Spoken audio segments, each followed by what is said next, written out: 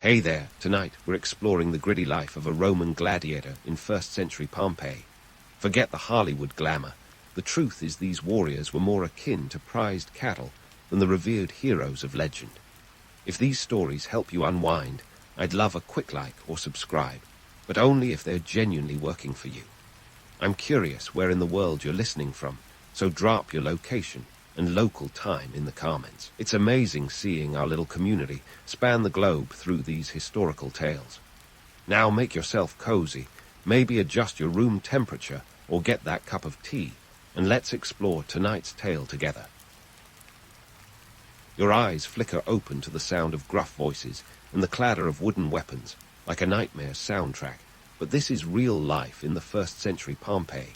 You're a gladiator, and the barracks is your home, whether you like it or not. The air's got that familiar mix of sweat and dust, seasoned with a dash of impending doom. You're not just waking up, you're facing another day in the human meat grinder known as the arena.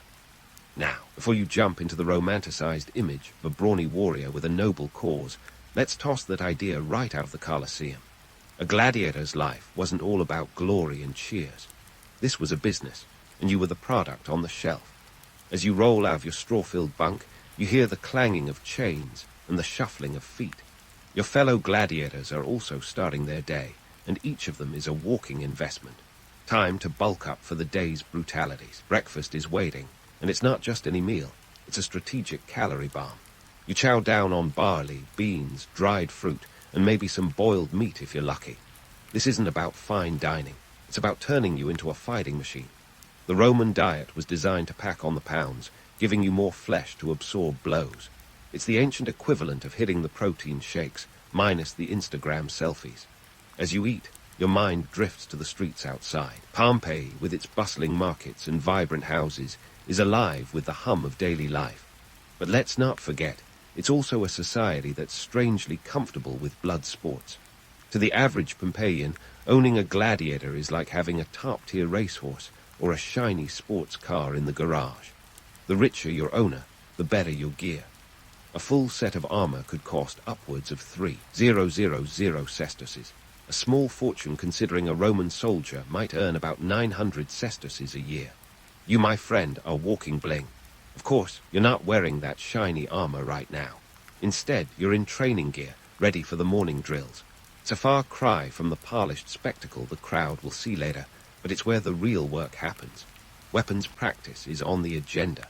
You wield a wooden sword, a rudies. Perfect your technique without the risk of turning your sparring partner into a grease stain on the ground. It's all about muscle memory, precision, and not getting yourself killed. Training isn't just about swinging a sword. It's a crash course in economic survival.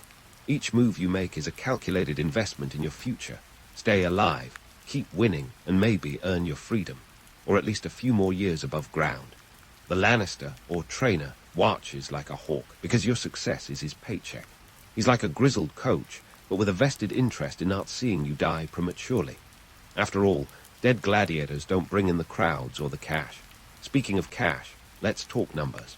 The economics of gladiator training are fascinating, if a bit grim. Gladiator schools, known as ludi, were big business. A top-tier gladiator could earn as much as 12,000 sesterces for a single fight, a staggering sum in a world where a loaf of bread cost about 2. But don't get too excited. Most of that money went straight into the pockets of your owner and trainer. You, meanwhile, got a fraction, enough to maybe buy some extra comforts. If you're lucky, and I mean really lucky, you might eventually earn your freedom. But don't hold your breath.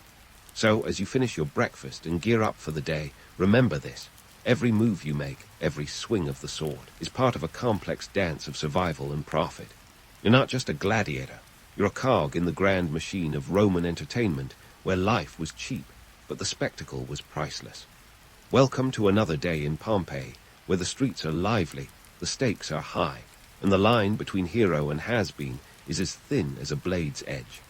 Now that you've wolfed down your breakfast, it's time to drag yourself to the training arena, where you'll spend your morning sweating buckets and nursing bruises. This isn't your Hollywood gladiator school with dramatic death matches every Tuesday and Thursday. Nope, the real gladiator grind was all about grueling, repetitive drills. Think of it more like boot camp with a side of ancient CrossFit. The idea was to perfect your technique, build your endurance, and most importantly, keep you alive for the big show. Remember that wooden sword you were swinging around earlier. It's back in action. You might think it's just a piece of wood, but in the hands of a seasoned fighter, it's as deadly as any blade. The Rudies is your tool for building muscle memory, because on game day, your life depends on instinct and reflex. Footwork drills, check. Sparring sessions, you bet. Throw in a bit of shield work and you've got yourself a full-body workout, ancient Rome style. And speaking of style, let's talk about your Lannister. This guy is more than just a trainer. He's your mentor, manager, and sometimes your worst nightmare. Think of him as a cross between a modern-day sports coach and a personal trainer who's not afraid to yell in your face. He's got a vested interest in making sure you don't end up as arena carpet. After all, your success is his reputation, and his reputation is his ticket to a comfortable life. If you've ever wondered why those trainers seem so invested in your survival, it's because a dead gladiator doesn't fill the stands or line anyone's pockets. Now, let's clear up a common misconception. Gladiators didn't fight to the death every time their sandals hit the sand. Sure, there were fatal bouts, but for the most part, these were carefully orchestrated spectacles. Organizers wanted a good show, not a bloodbath. A dead gladiator was a costly loss, something akin to losing a star player to injury. Better to have a thrilling match and let the crowd get swept up in the drama without turning the arena into a mortuary. But don't think for a moment that makes the job easy. The threat of death was always looming, even if it wasn't guaranteed. The Lannister would push you to your limits, drilling you on the finer points of combat strategy and making sure you knew how to play to the crowd. Because let's face it, half of being a successful gladiator was knowing how to work the audience like a rock star at a sold-out concert. Speaking of rock stars, let's chat about the social status of gladiators. In ancient Rome, gladiators were the original celebrities, drawing fans and fame in equal measure. But this fame was a double-edged sword, as sharp as any gladius you might wield. On one hand, you were a hero to the masses, adored and idolized. On the other, you were still a slave or a lowly freeman, one false step away from losing it all. Your face might be on pottery and your name on the lips of every Roman, but you were always a prisoner of your own success. The paradox of the gladiator's fame is that it gave you power and prestige, yet kept you shackled to the whims of the crowd and your owner. You could gain a following that rivaled the biggest Roman politicians, but you could also fall out of favor just as quickly. One bad match, one ill-timed injury, and suddenly you're yesterday's news, replaced by the next up-and-coming fighter. As the sun climbs higher in the sky, the drills continue. Sweat pours down your face, and your muscles scream in protest, but you keep going. Why? Because every swing of your sword, every block with your shield is an investment in survival. You're playing the long game here, hoping for a future where you might earn your freedom, and maybe, just maybe, live to see another day. And while the life of a gladiator is fraught with danger, it's also one of the few paths to glory for those born into the lower echelons of Roman society. A successful gladiator could win his freedom, receive accolades, and even retire with enough wealth to live comfortably. But let's not kid ourselves. These stories were the exception, not the rule. So, as the day wears on and the drills finally wind down, you're left with aching limbs and a mind buzzing with strategy and survival. You've survived another day in the training arena, sharpening your skills and playing your part in the grand spectacle of Roman life. Tomorrow, you'll do it all over again, because that's the life of a gladiator, a constant dance between life and death, fame and anonymity, all played out under the watchful eyes of a cheering crowd. Keep your sword sharp, your mind sharper, and remember, in this world, survival is its own kind of victory. The sun climbs higher, casting long shadows across the dusty training grounds. By now, the Lannister has given you a brief reprieve, but don't get too comfortable. The midday games are about to unfold, and they're as much a part of this whole gladiatorial gig as the grueling mornings you've spent dodging wooden swords. Let's dive into the orchestrated chaos that is the Roman gladiatorial games. Picture the arena as a finely tuned machine, each component meticulously planned, each event a cog in a grand spectacle. These weren't just thrown together on a whim. We're talking about a production that would make a modern-day concert promoter break a sweat. First off, let's talk logistics. Getting a gladiatorial event off the ground was a Herculean task. A typical amphitheater could seat 20, 000 to 50, bloodthirsty spectators, all eager to see some action. To fill those seats, you needed to offer more than just a few sword fights. This was an all-day affair, a combination of sports, theater, and, let's be honest, a bit of public execution thrown in for good measure. The games were structured like a well-oiled military campaign. Early morning might see animal hunts, venations, where exotic beasts were pitted against hunters in a savage display of man versus nature. By midday, the main event was the gladiatorial combat. Each fight was a careful choreography of violence and pageantry, with the aim of keeping the crowd on the edge of their marble seats. But who footed the bill for these elaborate shows? Enter the world of Roman politics, where bread and circuses were more than just a saying. They were a strategy. Wealthy sponsors, known as editors, would bankroll the games using their own fortunes, often shelling out thousands of sesterces to ensure the spectacle was nothing short of legendary. This wasn't just about flaunting wealth. It was a calculated move to curry favor with both the masses and the political elite. Imagine a senator running for office today, but instead of campaign ads, he throws a bloody bash at the local amphitheater. The cost of these events, astronomical. A single day's games could easily run upwards of 100,000 sesterces. That's like burning through the annual salary of 100 Roman soldiers in one afternoon. And let's not forget the price of gladiators themselves. A top-tier fighter, one who'd made a name in the arena, might cost as much as 30,000 sesterces to purchase. That's right, you were an investment for these sponsors, a walking, talking ticket to political power. But what's the return on this eye-watering investment? Public appeasement. The games served as a pressure valve, a way to distract the populace from the harsher realities of Roman life, like the ever-present threat of invasion, political corruption, and the occasional crop failure. In a society where the gap between the rich and poor was as wide as the Roman Empire itself, giving the people a show offered a temporary reprieve from their daily struggles. And let's not forget the emperor's role in all this. Sitting in his VIP box, the emperor wasn't just a spectator. He was the ultimate arbiter of life and death. A thumbs up or down from him could decide a gladiator's fate. Talk about pressure. But it also showed the crowd who held the power, reinforcing the emperor's divine right to rule. So as you prepare to step into this grand arena, remember, you're part of a complex tapestry of politics, spectacle, and survival. The games may be orchestrated, but the stakes are very real. Every swing of the sword is a performance, every cheer from the crowd, a reminder of your precarious status as both idol and pawn. Behind the scenes, the preparations were as intense as the games themselves. The arena had to be dressed to impress, with sand imported from specialized quarries to soak up the blood, because nothing says classy event quite like getting the right grain of sand. Even the animals needed for the morning hunts, lions, tigers, and the occasional elephant, were shipped in from the far reaches of the empire, a logistical nightmare that would make a modern supply chain manager weep. And then there were the gladiators, the real stars of the show. You, my friend, are part of a roster that needs to be meticulously curated. The matchups are carefully decided to ensure maximum drama. No one wants to see a one-sided slaughter. The audience craves tension, a balance of skill and ferocity, with just enough unpredictability to keep them guessing. But this spectacle isn't just about the combatants. The entire event is a dance of social interaction. The wealthy patrons flaunt their status, the commoners revel in the free entertainment, and the city officials keep a close eye on the crowd's mood.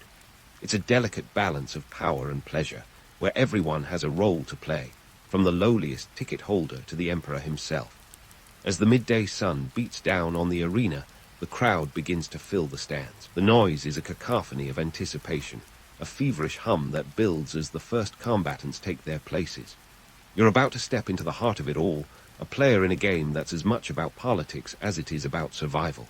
So, as you wait for your cue, remember that today's spectacle is a carefully crafted narrative. It's a story of power and politics, of life and death, written in sweat, sand, and sesterces. You're not just a fighter. You're a participant in one of history's most enduring dramas. And while the legends may glorify the gladiator's life, never forget the harsh reality. Every cheer is a reminder of the thin line between hero and tragedy. As you stand there, a gladiator at the cusp of the afternoon's grand spectacle, the air thickens with anticipation. The crowd's energy is electric. a living organism of its own, pulsating with impatience and thrill. You're not just stepping into an arena, you're walking into a high-stakes theater where every act might be your last, and the audience is both judge and jury. The crowd, oh the crowd. They're not just passive spectators, but active participants in the drama unfolding before them. Picture a packed amphitheater with anywhere from 20,000 to 50,000 people, each one a potential critic or cheerleader, depending on how the show unfolds. Men, women, and even children are jammed shoulder to shoulder. The social classes mixing like oil and water, yet united in their shared bloodlust. Wealthy patrons perch in the best seats, their togas pristine and their expressions haughty, while the common folk throng together, their cheers rising like a tidal wave. Here's a juicy tidbit the history books might gloss over. Betting was as much a part of the games as the combat itself.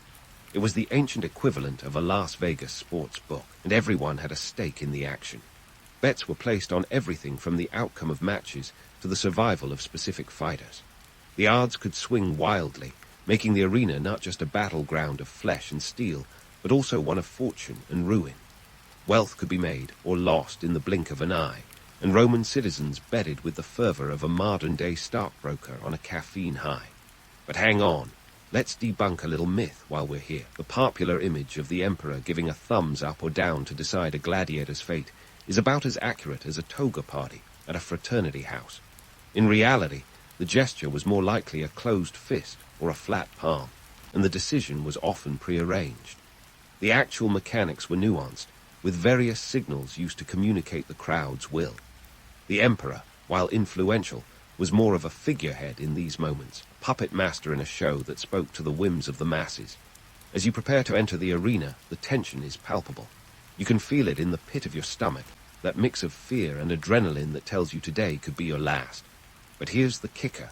The games didn't always go according to plan. Sure, they were meticulously organized, but throw in a few unpredictable variables. An unruly animal, a gladiator with a score to settle, or a rowdy crowd, and chaos could ensue. When things went awry, the results could be tragic, or, occasionally, comically disastrous. Imagine a lion refusing to fight, lazily sunbathing instead, or a gladiator tripping over his own feet. Not exactly the heroic image enshrined in marble statues, but hey, reality has a way of deflating myths. Now, let's delve into the surprising sophistication of gladiatorial medical care. You might think that once injured, a gladiator was as good as cannon fodder, but the Romans were ahead of their time in treating their prized fighters. Think of it as the ancient world's version of sports medicine. Gladiators had access to skilled physicians who specialized in treating combat wounds. These medici, as they were known, employed techniques that would be familiar to any modern doctor, setting broken bones, stitching wounds, and even using herbal poultices with antiseptic properties. Given the investment gladiators represented, it made perfect sense to patch them up and get them back into fighting shape. In fact, some gladiators were so valuable they had health plans that would make a Roman senator jealous. Their owners ensured they received the best care available, often including a diet rich in nutrients to aid recovery. This was no small feat in an era where medical knowledge was still in its infancy. The Lanisti didn't want to lose a lucrative asset to infection or poor healing, after all. So, while you might be living a life of blood and bruises, know that your health was paradoxically a top priority. As the crowds roar crescendos, you take your place in the sandy pit, the sun high and unforgiving. The amphitheater is a cauldron of excitement, and you're about to be tossed into the boiling mix. Your training kicks in muscle memory, guiding your every move as you face your opponent. The world narrows to the two of you, every heartbeat loud in your ears, every shout from the crowd a distant echo. In this moment, you are both gladiator and performer, a symbol of Roman power and its underlying brutality. Remember, as you parry and strike, that this isn't just about survival, it's about spectacle. Every move you make feeds into the larger narrative of the games, a narrative that's been crafted and honed over centuries. And while the romantic legend of the gladiator persists, it's the gritty reality that shapes your every action, the knowledge that you are both revered and reviled, a hero and a pawn in equal measure. The afternoon unfolds with its share of drama, triumph, and tragedy. As the dust settles and the sun begins its descent, you're left to ponder the day's events. You've survived the arena's cruel theater for now, navigating the thin line between life and death with skill and a bit of luck. But tomorrow, it all begins anew. A fresh day in Pompeii, where the stakes are ever high, and the crowd ever hungry for more. As the sun dips below the horizon, painting the sky with hues of amber and crimson, the arena gradually empties. The roar of the crowd fades into the whispers of the evening breeze, leaving behind a haunting silence. You've survived another day, leaving your mark on the sands of the amphitheater, at least for now. But what happens next? What lies ahead for a gladiator who lives life on the razor's edge? Let's dive into the gritty reality of gladiatorial life expectancy. Now, don't expect any retirement parties with gold-plated swords. The average lifespan of a gladiator was brutally short, a paltry 20 to 30 years if you were fortunate. That's about the time it takes most of us to figure out taxes, let alone escape the clutches of death. Most met their end within a few years of entering the arena, falling prey to the very spectacle that defined them. This wasn't a career you entered for the long haul. It was more like a high-stakes game of roulette, where the house always had the edge. And what about those rare few who did outlast the odds? Well, a handful of lucky or exceptionally skilled gladiators did manage to reach the elusive prize of retirement. Picture this.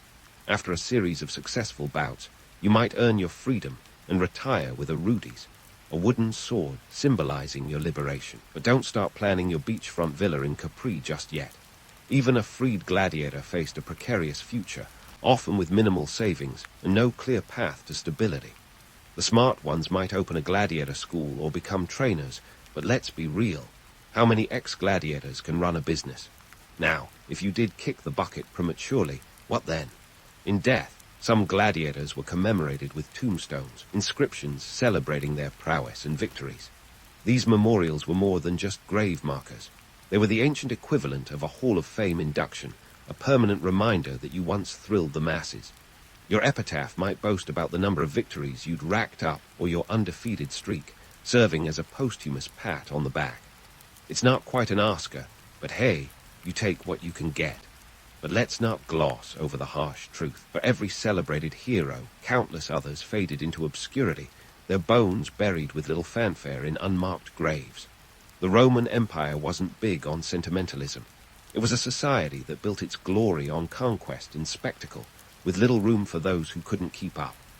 In the end, the legacy of a gladiator was as fragile as the life they led, a fleeting moment of fame, gone as quickly as it arrived. This brings us to the crux of the matter. Were gladiators heroes, victims, or something in between? The romanticized image of the noble gladiator, fighting for honor and glory, is a tale as old as the Colosseum itself. Sure, they were admired and even idolized, but their lives were often short, brutal, and dictated by forces beyond their control. They were both entertainers and commodities, their worth measured in sesterces and the number of cheers they could elicit from the crowd. In truth, gladiators were a complex blend of heroism and victimhood. They embodied the contradictions of Roman society, a civilization that reveled in its own brutality while celebrating its cultural and military achievements. They were pawns in a larger game of power and politics, a spectacle designed to distract and entertain the masses while reinforcing the might of the empire. So, as you leave the arena and the echoes of today's battles fade into memory, consider this. The life of a gladiator was a paradox, a life of peril and prestige, of fleeting fame and enduring obscurity. They were both prisoners and stars, trapped in a cycle of violence and applause. The legacy they left behind is as complex as the empire they served, a testament to the brutal beauty of Roman culture and the enduring power of its myths. In the end, the story of the gladiator is one of survival against the odds, fleeting glory in the face of overwhelming danger. It's a reminder of the thin line between hero and victim, of the enduring allure of the spectacle and the harsh reality that underpins it. As the shadows lengthen and the evening air cools, you reflect on the day's events, knowing that tomorrow brings another chance to fight, to survive, to live another day in the heart of ancient Rome's spectacular and savage world. And with that, you prepare to rest, your mind still buzzing with the day's lessons, ready to face whatever the arena throws at you next. In the sprawling tapestry of China's Qing dynasty, where the imperial court was as stable as a house of cards in a windstorm, A young woman named Cixi was about to embark on a journey so improbable that even Netflix would struggle to script it.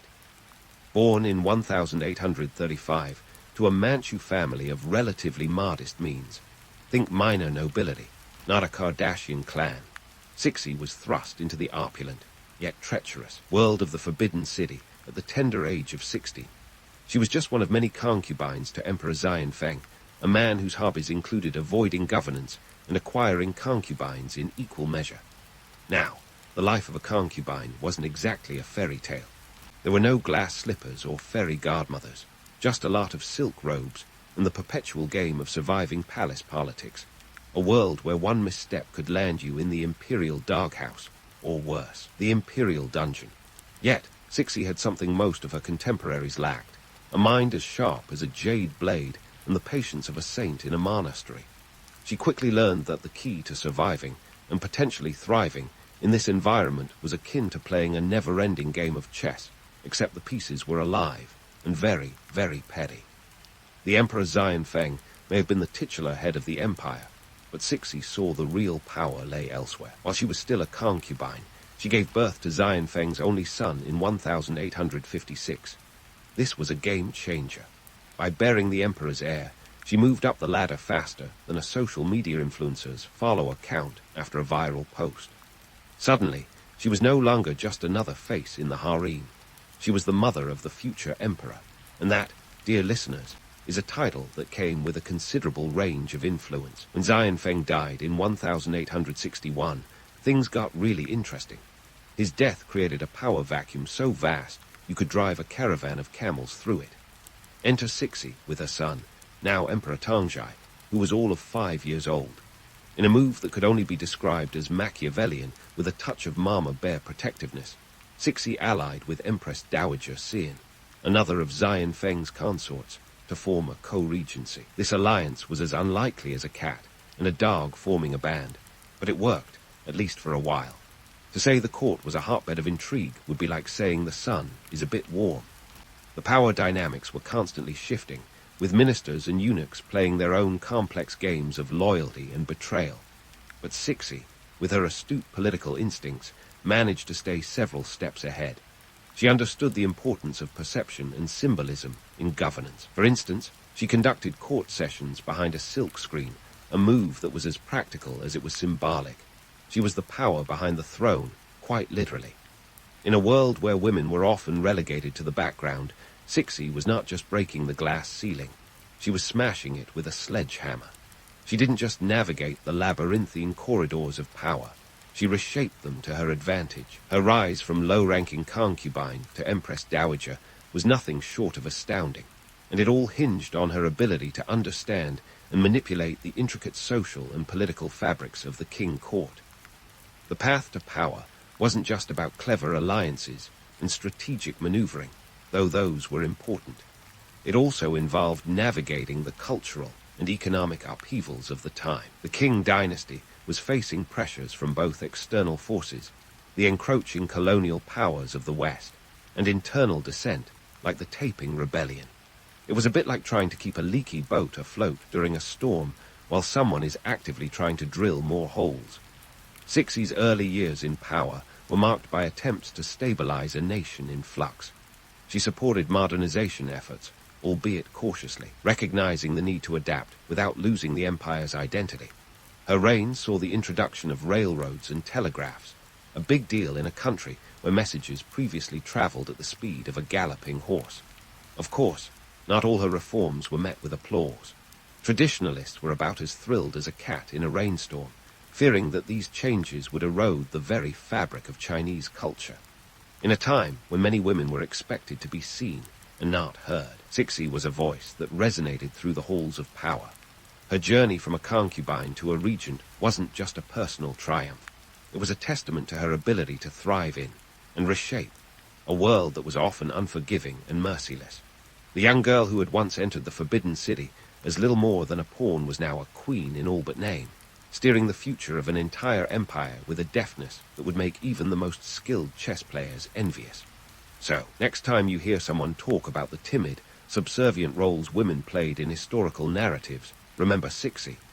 She wasn't content to sit on the sidelines. She was in the game, moving the pieces with a skill and cunning that left her male counterparts scratching their heads. Her story is one of resilience, intelligence, and an unyielding will to power. And folks, we're just getting started. Stay tuned as we dive deeper into the life and legacy of this formidable matriarch in the episodes to come. And now, the plot thickens like a good duck sauce. Enter the Tangzhai Restoration, a period that sounds like a fancy facelift, but was actually China's desperate bid to keep up with the Joneses, or in this case, the rest of the rapidly industrializing world. We're talking about the 1860, when the Qing dynasty was in serious need of a reboot. Picture an empire that's been hit by foreign invasions, internal rebellions, and an economy that was flopping like a fish out of water. The dynasty needed a savior, and who better than Cixi, the Empress with the power and the know-how to shake things up. Cixi, with her son Emperor Tangzhai as the nominal figurehead, wasn't just content to let the empire drift aimlessly. She knew that to survive, China had to modernize and fast. But here's the kicker. Modernization in 19th century, China wasn't just a matter of installing a few railroads and telegraphs. It was about reconciling a centuries-old culture with the newfangled ideas coming from the West. It was like trying to fit a square peg in a round hole, while both were on fire. Now, Cixi wasn't flying solo in this endeavor. She had a savvy political partner in Prince Gong, a man who knew how to play the political game like a maestro. Together, they formed an alliance that was as unlikely as a cat and a mouse co-hosting a cooking show. Prince Gong was the emperor's uncle, and his Western-leaning foreign policy vision was the perfect complement to Cixi's domestic savvy. The duo spearheaded the Tangzhai Restoration, and while it wasn't quite the Renaissance, it was a start. They introduced reforms aimed at modernizing the military, the economy, and the education system. The idea was to adopt Western technology while keeping Chinese culture intact, a bit like trying to enjoy a cheeseburger while insisting on chopsticks. But let's not kid ourselves. This wasn't all sunshine and rainbows. The conservative factions at court were less than thrilled with these changes.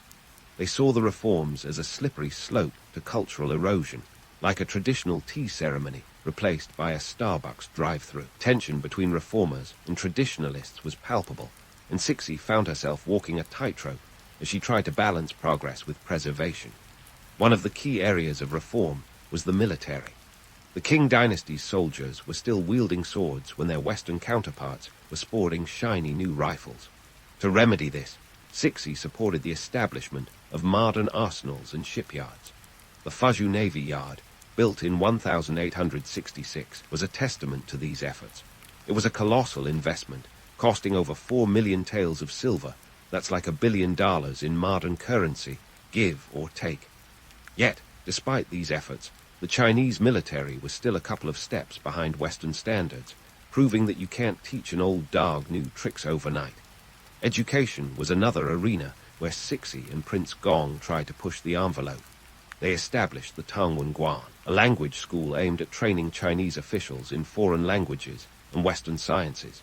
This was revolutionary, considering that just a few decades earlier, Western education was about as popular as a snow cone in Siberia.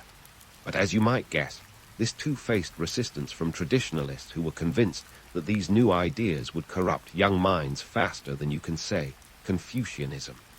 And then there's the economy, always the elephant in the room. The Qing dynasty's economy was a hot mess, plagued by corruption and inefficiency. Cixi knew that to stabilize the empire, economic reforms were crucial. She supported measures to streamline the tax system and reduce corruption, but these were like band-aids on a bullet wound. The reality was that the Qing economy was a behemoth, resistant to change, and trying to overhaul it was like trying to turn a cruise ship on a dime. Yet, for all her efforts, Cixi's reputation took a hit over the years. Critics accused her of being more interested in power than progress, with some claiming she siphoned off funds meant for modernization to fuel her lavish lifestyle. There's a legend that she spent the Navy's budget on a marble boat for the summer palace. Sounds scandalous, right? But here's the real story. The boat was built with funds from a separate budget, and it was more of a decorative pavilion than a seafaring vessel. So, while Cixi did have a penchant for luxury, the idea that she single-handedly torpedoed China's modernization is, well, a bit overboard. Of course, it's not all black and white. Cixi's rule had its fair share of controversies. She was known for her ruthless elimination of political rivals, which earned her a reputation as both a progressive force and an oppressive ruler.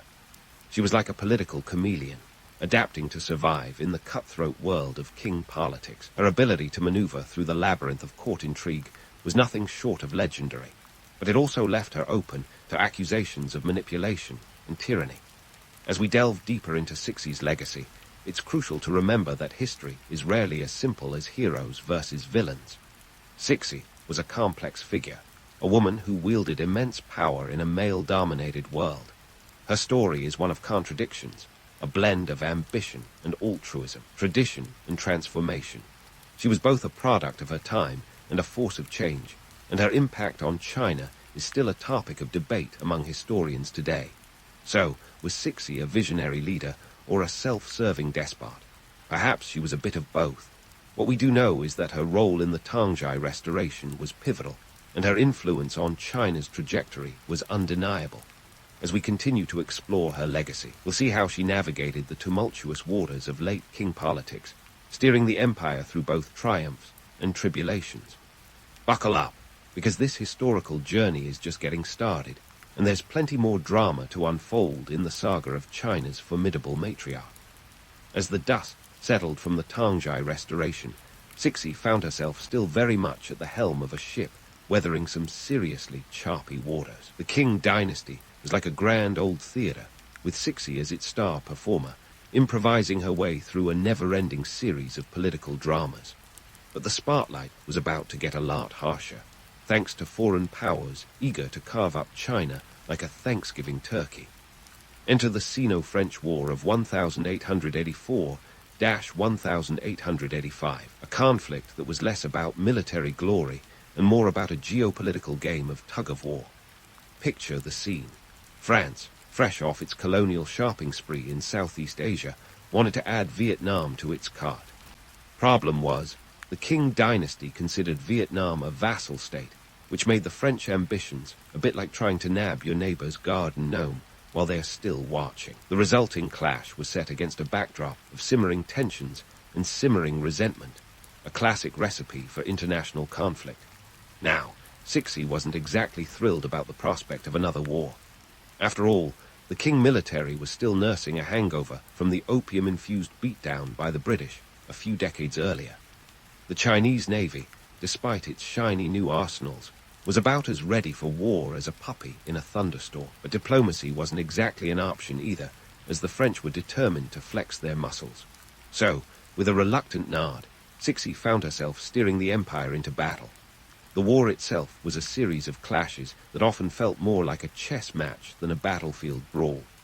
The French, with their modern navy, managed to blockade the ports of northern China and bombarded the Fuzhou Navy Yard, a bitter pill for Cixi, considering it had been a centerpiece of her modernization efforts.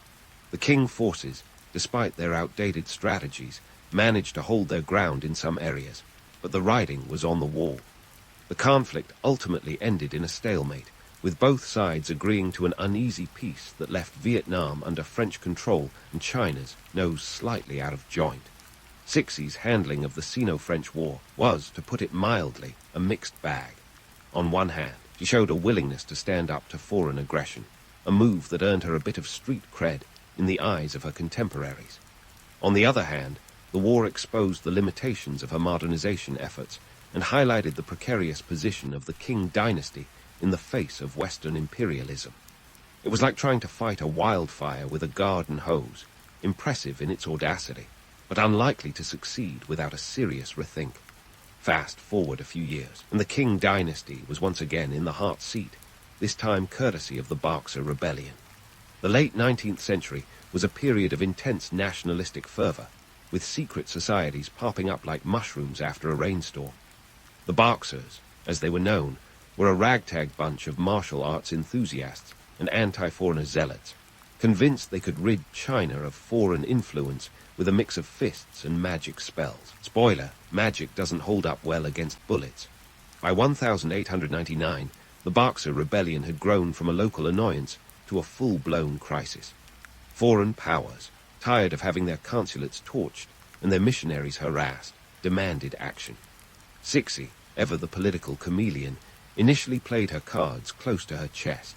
She recognized the Boxers' potential as a tool for unifying the country against foreign aggression, but also understood the diplomatic minefield she was wading into. In a move that was part pragmatic, part desperate, Cixi decided to throw her lot in with the Boxers. It was a gamble akin to betting your life savings on a one-eyed horse, but Cixi was no stranger to high-stakes politics.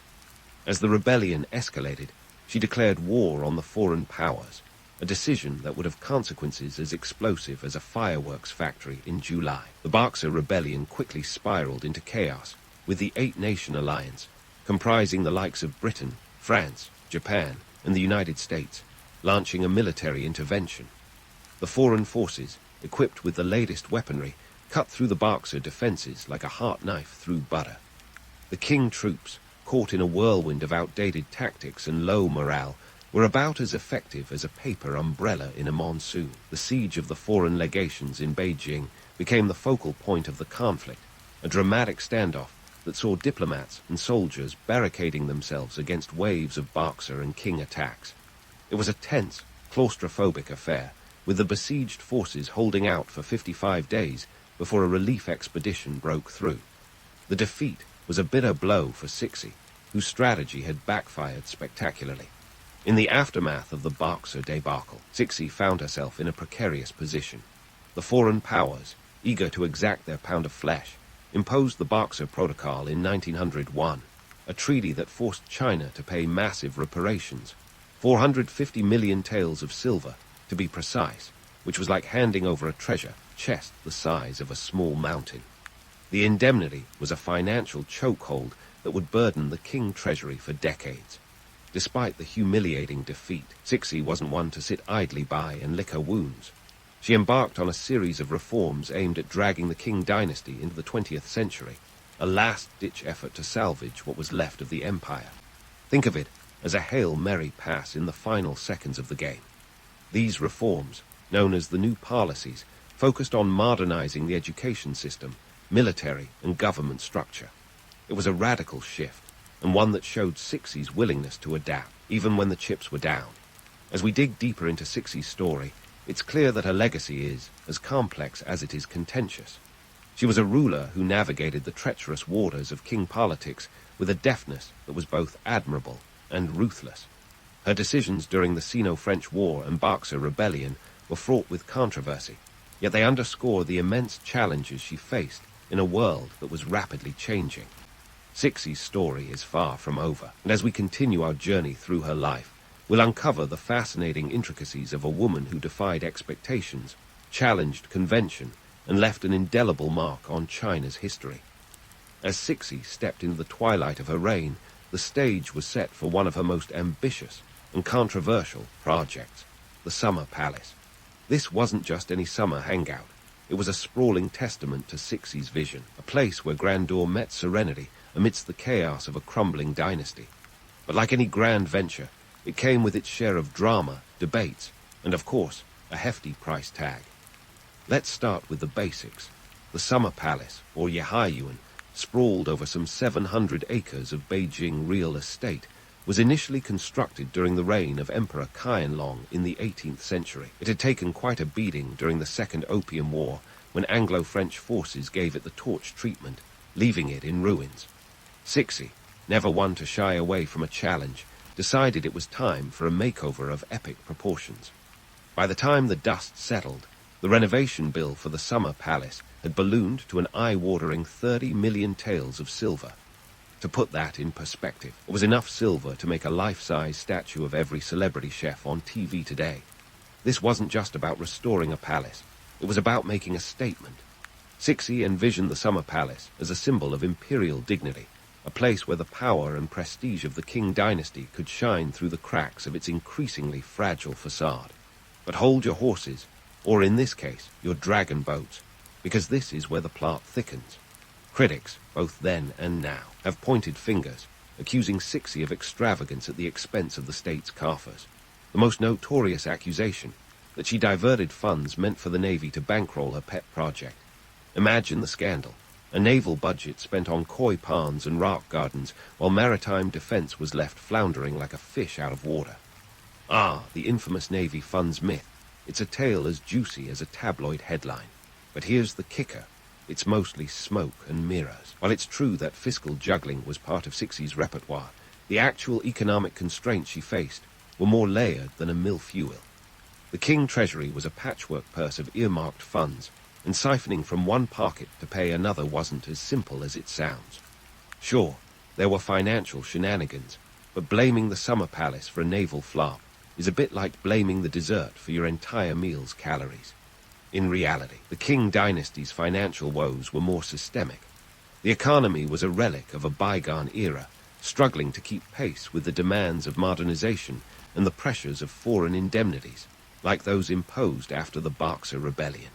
It was a classic case of robbing Peter to pay Paul, except Peter, Paul, and Mary were all broke. So, while Cixi's critics had a point about her penchant for luxury, the narrative of the marble boat that sank the Navy is more fable than fact. Speaking of that marble boat, let's dive into the real story, the Qingyan Fang, or clear and peaceful boat. Built in 1755, this decorative pavilion was more about aesthetics than seaworthiness. Think of it as the Instagram of its day, a place to showcase imperial splendor, not launch naval maneuvers. Cixi's restoration of the boat wasn't a naval misstep. It was a nod to the cultural heritage she was determined to preserve, even as the waves of modernization crashed around her. Yet, the summer palace wasn't just an indulgence. It was also a retreat, a sanctuary where Cixi could strategize and reflect away from the political storm of Beijing. The gardens, filled with pavilions, bridges, and lakes, were more than eye candy. They were the backdrop for Cixi's enduring legacy, a legacy woven with threads of resilience and reform. As Cixi navigated her final years, the summer palace stood as both a triumph and a testament. It symbolized her ability to wield power and shape narratives, even as the empire she fought to preserve teetered on the brink. While some saw it as an emblem of excess, others recognized it as a reminder of China's rich history and the enduring spirit of its people. But let's not romanticize too much. Cixi's later years weren't all lotus blossoms and serene ponds. They were a whirlwind of reforms, alliances, and the ever-looming threat of foreign powers eager to carve up China like a holiday roast. The summer palace was a haven, yes, but it was also a reminder of the challenges that lay ahead, a world in which Cixi's balancing act between tradition and progress will be tested like never before. As we continue our journey through Cixi's formidable saga, the Summer Palace offers a glimpse into the complexities of her rule, a blend of ambition and pragmatism, opulence and hardship. It was a microcosm of her reign, a monument to both the grandeur and the struggles of a woman who defied the odds to shape the destiny of an empire teetering on the edge. Stay tuned, dear listeners, as we delve further into the intricate tapestry of Cixi's legacy. The story's far from over, and trust me, the best is yet to come. There's a world of intrigue, reform, and political chess still to explore as we uncover the final chapters of China's matriarch. As the sun began to set on Cixi's reign, the Summer Palace stood as both a testament to her ambitions and a backdrop to the final act of her storied career. This was no simple swan song. It was a crescendo of political theater, with Cixi orchestrating a finale that would leave a lasting impression on the Qing dynasty and its future. You see, Cixi's final years were a whirlwind of reforms, alliances, and a little thing called self-preservation. It was like playing the world's most complicated game of Jenga, where pulling the wrong piece could send the whole shaky tower of Qing governance crashing down. Cixi's twilight years were marked by the 1901-1908 new policies, a suite of reforms that aimed to drag the tottering Qing dynasty, kicking and screaming, into the modern era. This was Cixi's attempt at a grand reformist encore, hoping to stave off the looming specter of imperial collapse. And she had her work cut out for her. The new policies focused on overhauling the military, education, and even the governmental structure itself. Imagine trying to teach an old dynasty new tricks while standing on a tightrope over a political chasm. It was ambitious, audacious, and fraught with peril. Take education, for instance, the old Confucian examination system, where aspiring bureaucrats were judged on their ability to recite ancient texts like a walking, talking Wikipedia, was scrapped in favor of a more modern curriculum. Out went the rote memorization, and in came mathematics, science, and foreign languages. It was a seismic shift, akin to swapping ceremonial robes for business suits and briefcases. And yet, for all its innovation, the reform was met with resistance from traditionalists who feared losing their grip on the bureaucratic ladder as it was being restructured beneath them. Meanwhile, in the halls of power, Cixi attempted to streamline the king administration by introducing a constitutional monarchy. This was less about handing over the reins and more about keeping the horse in the stable. The king court issued the outline of imperial constitution, which read more like an imperial wish list than a democratic manifesto. It promised to establish elected assemblies someday. But the reality was that the process moved at the speed of continental drift, with tangible reforms perpetually a decade away. One could almost hear the collective sigh of relief from the entrenched elite, who could rest easy knowing their power remained intact for the time being. Cixi's military reforms were equally bold. She sought to modernize the King army, aiming to transform it from a ragtag band of outdated foot soldiers into a formidable fighting force. The Beiyang army, founded in 1895, was a crown jewel, an attempt to create a modern, Western-style military.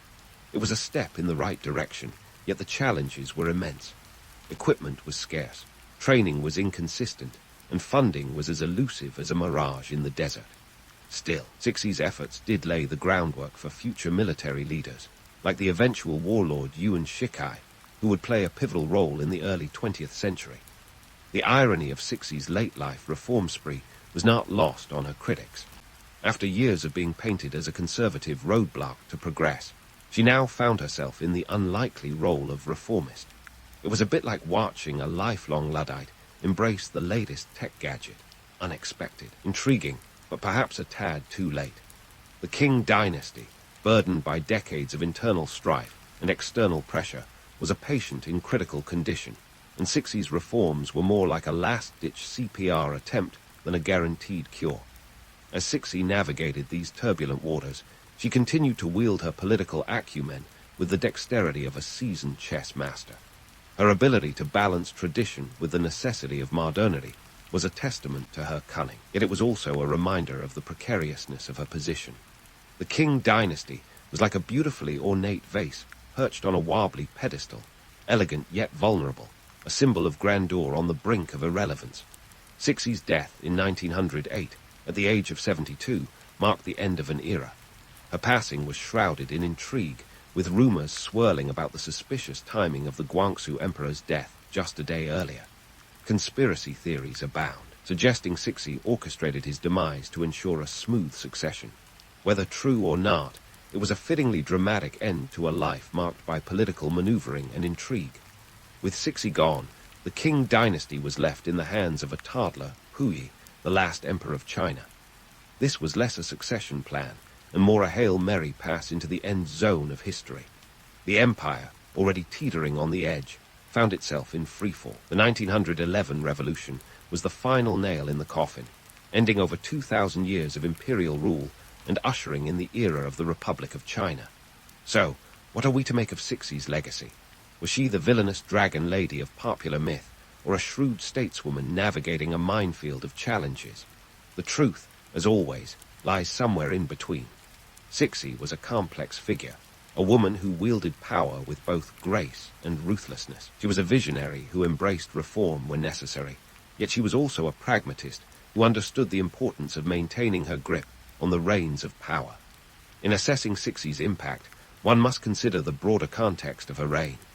She ruled at a time when China was under siege from external forces and internal strife, a period of upheaval that would test even the most capable of leaders. Her attempts to modernize the Qing dynasty were bold, yet they were often stymied by a bureaucracy entrenched in tradition and resistant to change. And then there's the question of Cixi's personal legacy, the myths and legends that have grown around her like ivy on an ancient wall. Was she the despot who squandered China's future with her extravagance, or the matriarch who fought to preserve its culture amid the chaos? The truth is, she was both. Her story is one of contradictions, a blend of ambition and altruism, tradition and transformation. In the end, Cixi's reign offers a wealth of lessons for the modern world. Her life underscores the importance of adaptability in the face of change, the need for reform in the face of stagnation, and the peril of clinging to power at all costs. Her story is a reminder that history is rarely black and white, and that the legacies of great leaders are as complex and multifaceted as the times in which they lived. As we close the curtain on Cixi's tale, it's worth reflecting on the enduring fascination with her life and legacy. Her story is a testament to the power of a single individual to shape the course of history, a reminder that even in the face of overwhelming odds, the human spirit can rise to meet the challenge. And while Cixi's reign may have ended with the fall of the Qing dynasty, her legacy endures, a complex, captivating tapestry of intrigue, ambition, and resilience that continues to captivate and inspire to this day. In the small town of Milan, Ohio, 1847, a boy named Thomas Alva Edison was born, who'd later be known as the Wizard of Menlo Park. But before the wizard years, there was a kid who, by the way, wasn't exactly destined for greatness. In fact, young Thomas was more likely to be found sticking his fingers where they shouldn't be, literally. He had a knack for curiosity that led him into more scrapes than a cat with 9 lives. Edison was the kind of kid who'd read books on chemistry and then attempt to recreate the experiments in his basement. This often resulted in small explosions and the occasional singed eyebrow. His mother must have had nerves of steel or a really good insurance policy. Edison wasn't your typical classroom star. In fact, he was described by one of his teachers as addled, a term that would today probably equate to can't sit still. He lasted all of 12 weeks in formal education before his mother, Nancy, yanked him out and decided to homeschool him. Smart move, Mom. Nancy Edison was one of those early believers in unschooling, and boy did she have her work cut out for her. She encouraged young Tom's inquisitive nature, and he devoured books like a starving man at a buffet. He particularly enjoyed scientific tomes and technical manuals, which most kids his age would have used to prop up a wobbly table. Fast forward a few years, and we find a teenage Edison working as a telegraph operator. How did he get there? Well, at the ripe age of 12, Edison was selling newspapers on a train line and managed to save a young boy from a runaway rail cart, like something out of an old-timey action movie. The grateful father, a telegraph operator, taught Edison the art of telegraphy as a thank you. It was a skill that would not only pay the bills, but also set the stage for his future tinkering. Telegraphy in the 1860 was a bit like the internet of its day, minus the cat memes. Messages were sent in Morse code, a series of darts and dashes that, when deciphered, delivered news faster than a horse-drawn carriage. Edison, always the innovator, quickly made a name for himself by improving on the telegraph systems of the day. His first invention, the automatic repeater, was a game-changer. It allowed telegraph messages to be sent across long distances without needing to stop and manually relay them. Imagine a world where emails needed to be copied by hand every few miles. That's what Edison's invention prevented. Edison's early career was not without its hiccups. His experiments often resulted in unintended consequences, like the time he spilled sulfuric acid on the floor of his office, which then proceeded to eat through the floorboards and drip onto the desk of his boss below. Let's just say, that day, Edison learned a valuable lesson about the properties of acids and the importance of workplace safety. Despite these setbacks, Edison's early inventions were like appetizers before the main course. They whetted the appetites of investors and laid the groundwork for his later successes. He learned about the importance of patents.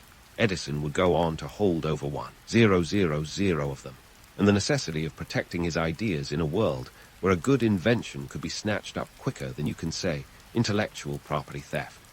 The world Edison grew up in was one of rapid industrial change. The American Civil War had ended, and the country was racing into the Gilded Age, a time of unprecedented technological innovation and economic growth.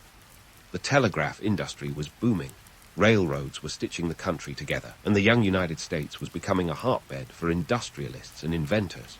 Edison was smack dab in the middle of this electric storm, quite literally, as his later endeavors would show.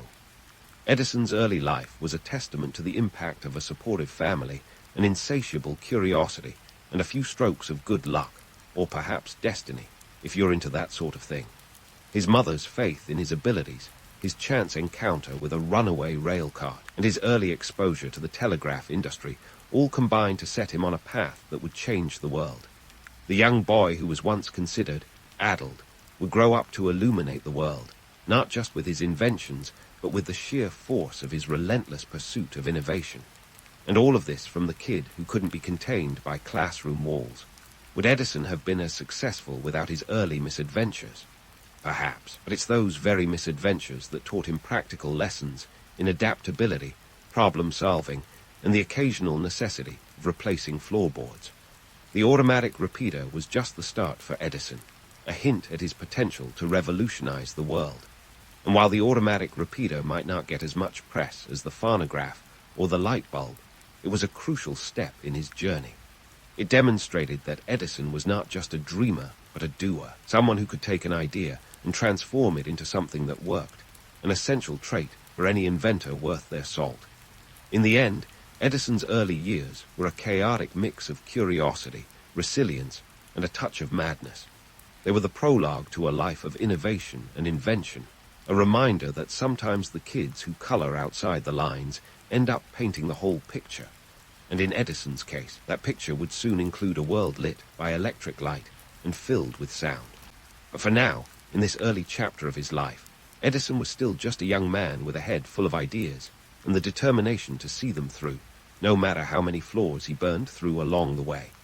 As Edison moved from his chaotic childhood to the more focused chaos of adulthood, he found himself setting up shop in a sleepy little hamlet called Menlo Park, New Jersey. Now, don't let the name fool you. There wasn't much of a park, and the only men around were probably too busy tinkering with gadgets to enjoy a picnic.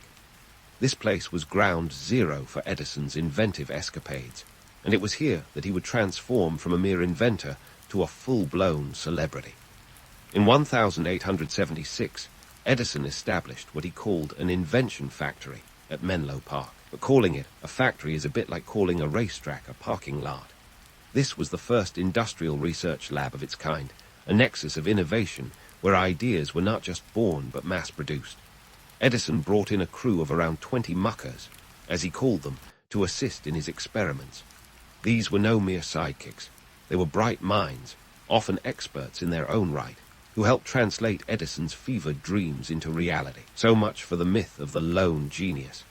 Edison was the frontman, sure, but behind him hummed the quiet symphony of collaboration. And then, in 1877, the world changed with a little device called the phonograph. Picture this. Edison and his team were knee-deep in experiments to improve the telegraph when Edison had a eureka moment. What if sound could be recorded and played back? The result was a tinfoil cylinder and a stylus that looked like it belonged in a mad scientist's lab. When Edison first heard his own voice played back to him, he must have felt like he'd just hacked the Matrix. "Mary had a little lamb," he recorded, and just like that, the world could hear history being made. The phonograph was a sensation. Newspapers dubbed Edison the Wizard of Menlo Park, and he became a household name overnight. Imagine going from messing around with wires and acid to being the guy who made it possible for people to hear their favorite songs without needing a live band in their living room. The phonograph was the original iPod, minus the sleek design and the earbud tangles. But let's not kid ourselves. Fame wasn't just about applause and accolades. It was also about cold, hard cash. Edison had a knack for turning ideas into profits. He licensed the phonograph and its patent, and soon it was raking in money faster than a gold rush. Investors were lining up, and Edison's lab became the mecca for anyone with a dollar and a dream. Yet, running a research lab in the 19th century wasn't cheap. Fuel, materials, staff salaries. These things added up quicker than you could say compound interest. Edison may have been a genius, but even he couldn't escape the economic realities of the time. You see, the late 1800 were a wild ride of industrial growth and financial speculation. The panic of 1873 had left its scars, and America was still finding its footing. Edison was navigating a world where investors were both the lifeblood and the bane of inventors, swinging between enthusiastic backers and fair-weather friends. In such a landscape, Edison had to be both the visionary and the shrewd businessman, balancing innovation with a keen eye on the bottom line. And then there was the myth of Edison's boundless creativity. Sure, the man had more pats than most of us have Facebook friends, but let's debunk that lone genius narrative. Edison was the conductor of an orchestra of innovation, and his lab was a melting pot of ideas and expertise. His team worked tirelessly, often clerking in hours that would make Silicon Valley look like a 9-to-5. They were the unsung heroes behind his successes, busting the myth that Edison was some solitary beacon of brilliance. The phonograph was not the end, but rather the beginning of Edison's celebrity. He had caught the world's attention, and now he had to keep it. With each success, the stakes grew higher, and the pressure to deliver increased. Edison was now a brand, and like any brand, he had to constantly innovate to stay relevant. The phonograph had brought him fame, but it was just the opening act in a career that would redefine what it meant to be an inventor. So, here we have Edison, a man who turned sound into a tangible thing you could hold in your hands, a man who built an empire from a collection of curious minds in a dusty little lab, and a man who was just getting started. He was poised on the brink of even greater achievements, ready to light up the world, literally. But for now, in the dim glow of Menlo Park, the wizard was content to weave his spells and let the world marvel at the magic of sound. And oh, how they marveled. As Edison basked in the glow of his phonograph success, he was already eyeing his next big act, lighting up the world, not just metaphorically, but literally. The electric light bulb was the holy grail of invention at the time, a glowing beacon of progress that promised to banish darkness and revolutionize the way people lived. But here's the kicker. Edison wasn't the first to toy with the idea. He was just the one who figured out how to make it work well enough to sell. You see, the concept of electric light wasn't exactly fresh off the presses. By the time Edison rolled up his sleeves, about 20 other inventors had already tried their hand at making a light bulb. But the problem was, their bulbs were about as reliable as a politician's promise. They either flickered out faster than a candle in a windstorm, or cost more than a small fortune to produce. Edison, ever the pragmatist, knew he needed a bulb that could glow steadily and affordably. His solution, a carbonized bamboo filament, which sounds like something you'd find in a hipster coffee shop today. But back then, it was cutting-edge tech. Edison and his Menlo Park crew worked like mad to perfect this new filament. They tested over 6,000 materials, from beard hair to coconut fiber, in their quest for the perfect glow. Talk about dedication. By October 1879, they finally struck gold, or rather light, with a bulb that could last a whopping 5 hours.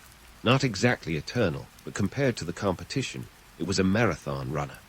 With the light bulb sorted, Edison needed a way to actually get power to homes and businesses. Enter the Edison Electric Light Company, founded in 1878, which was less a company and more a band of merry investors, including the likes of J.P. Morgan and the Vanderbilt family.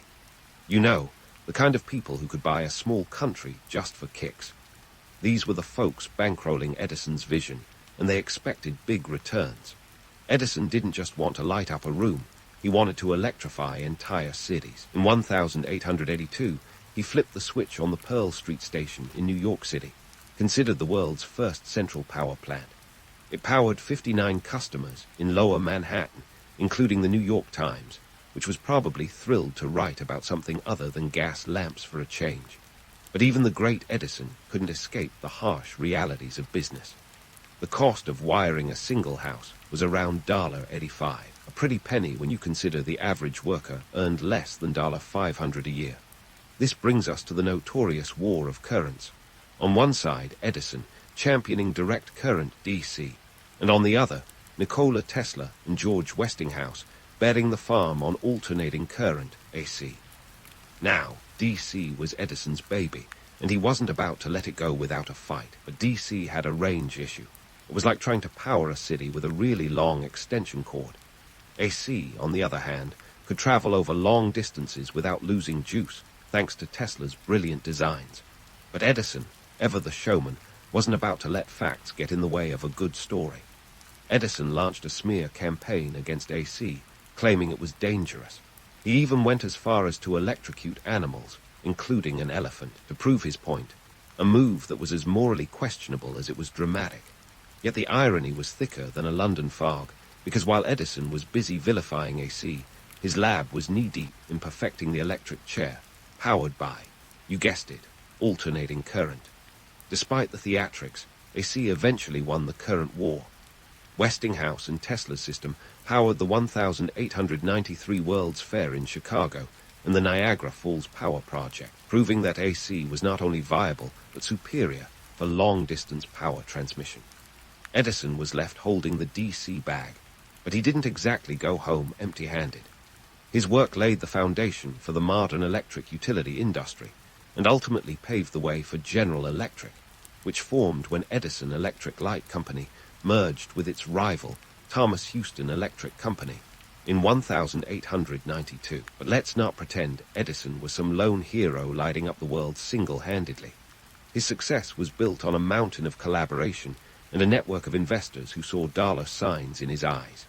He was a master of marketing, a shrewd businessman, and yes, a brilliant inventor. But behind the public persona was a man who understood that innovation was a team sport, and he had the best team money could buy. So there you have it. Edison's journey from tinkering with telegraphs to electrifying entire cities was anything but a solo act. He was the charismatic face of a technological revolution, but his legacy was a mosaic of collaboration, rivalry, and a dash of showmanship. The War of Currents wasn't just a battle of technologies. It was a clash of titans, each playing their part in a drama that would shape the future of electricity. And while Edison didn't win every battle, he sure knew how to put on a show. But don't pack up your popcorn just yet. There's plenty more to this story, and it's about to get even more electrifying. Just when you thought Edison had reached his apex with the electric light, he decided to take a detour into the realms of moving pictures and sound recording. A bit like jumping from inventing the light bulb to crafting the first blockbuster film. If you think Edison's transition from electricity to cinema sounds like a plot twist, you're not alone. But let's not forget, this is the man who turned sound into a tangible thing with the phonograph, so why not try his hand at making images move? Edison's foray into film began with a little gadget known as the kinetoscope.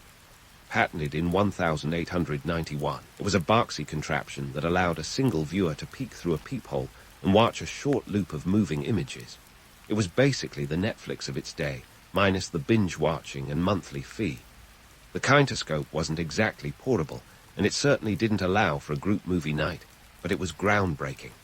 People lined up and paid a nickel to watch a few seconds of footage, like a boxing match or a snippet of vaudeville. Think TikTok videos, but with the added charm of sepia tones and a crank handle. The kinetoscope's success was a boon for Edison, who saw dollar signs flashing like a marquee. By 1894, kinetoscope parlors were popping up faster than Starbucks, and folks were clamoring to catch a glimpse of the moving pictures. But here's where things get a little sticky. Edison, ever the businessman, had a tendency to borrow ideas from others. The motion picture camera, the kinetograph, was largely developed by Edison's assistant, William Kennedy Laurie Dixon. Yet, it was Edison who snagged the credit and the patents. Talk about a classic Hollywood plot twist. But let's not get too misty-eyed about Edison's pioneering spirit. Like any good blockbuster, there's a sequel, Enter the Vidascope. By the mid-1890s, Edison was facing competition from all sides, including from inventors like the Lumiere brothers, who were dazzling audiences in Europe with their cinematograph, a device that could project images onto a screen for an audience. Not to be outdone, Edison partnered with inventors Thomas Armat and Charles Francis Jenkins, who had developed a projection system. Edison bought the rights, slapped his name on it, and the Vidascope was born. The Vidascope premiered in 1896, projecting films to audiences in a theater setting, an innovation that laid the groundwork for the modern cinema experience. It was a hit, and suddenly, the flickering shadows on a screen became more than just a novelty. They were the future of entertainment. Edison's foray into cinema wasn't just about entertaining the masses. It was about cementing his legacy as a pioneer of innovation, even if that meant stepping on a few toes along the way. But hold your applause, because not everything Edison touched turned to gold. Take, for instance, the infamous talking doll. In 1890, Edison attempted to bring to life the world's first talking toy, a doll equipped with a tiny phonograph. It was supposed to be the must-have gift for every child. a wonder of modern technology that would make other toys look like relics of a bygone era. Instead, what children got was something out of a nightmare. The doll's voice, scratchy and mechanical, sounded less like a friendly companion and more like a harbinger of doom. Imagine a horror movie where the creepy doll comes to life. That's what Edison's talking doll was like, minus the cinematic flair. The dolls were also prone to mechanical issues, often breaking after a few uses. Parents were not amused, and kids were downright terrified. Needless to say, the talking doll was a commercial flop, discontinued after just a few months on the market. So, what was the point of these ventures? Beyond the obvious appeal of fame and fortune, Edison's forays into film and sound recording were about pushing the boundaries of what was possible. He wasn't content with the status quo. He wanted to redefine entertainment, to create experiences that were as captivating as they were innovative. In doing so, laid the groundwork for industries that would come to dominate the 20th century. But let's not kid ourselves. Edison was also a man of his time, driven by the economic realities of the Gilded Age. The late 19th century was a period of intense competition and rapid industrialization, where fortunes were made and lost on the back of new technologies. Edison understood that to stay relevant, he needed to diversify, to explore new avenues of innovation. His ventures into film and sound recording were as much about staying ahead of the curve as they were about artistic expression. And then there's the myth of Edison as the solitary genius, a narrative that's as alluring as it is misleading. The truth is, Edison's success was built on the backs of countless collaborators, inventors, and investors. He was the face of the operation, the charismatic frontman who captured the public's imagination. But behind him was a team of brilliant minds who helped turn his visions into reality. The kinetoscope, the vidoscope, even the ill-fated talking doll. These were not the products of a lone inventor, but the result of collective effort and ingenuity. So, as we wrap up this chapter of Edison's story, let's remember that while he may have been the wizard of Menlo Park, he was also a man navigating the tumultuous waters of a rapidly changing world. His ventures into film and sound recording were just another step in his relentless pursuit of innovation. And while not every invention was a resounding success, each one was a testament to Edison's willingness to take risks, to push the envelope, and to shape the future of technology in ways that continue to resonate today. But don't tune out just yet. Edison's story has more twists and turns than a summer blockbuster, and we're not even close to the final credits. There's still plenty of intrigue, drama, and innovation to come, as Edison continues to defy expectations and redefine what's possible. So grab your popcorn and settle in. The show is far from over. As the curtain rises on Edison's later years, it's tempting to imagine our inventive hero riding off into the sunset on a wave of unbroken success. But let's not kid ourselves. Edison's life was as full of plot twists as a season finale. By the time the 20th century rolled around, Edison was more than just a man. He was a brand, a living legend whose very name evoked visions of boundless innovation. Yet, behind the myth of the tireless genius tinkering away in his lab, there was a complex tapestry of triumphs, failures, and more than a little controversy.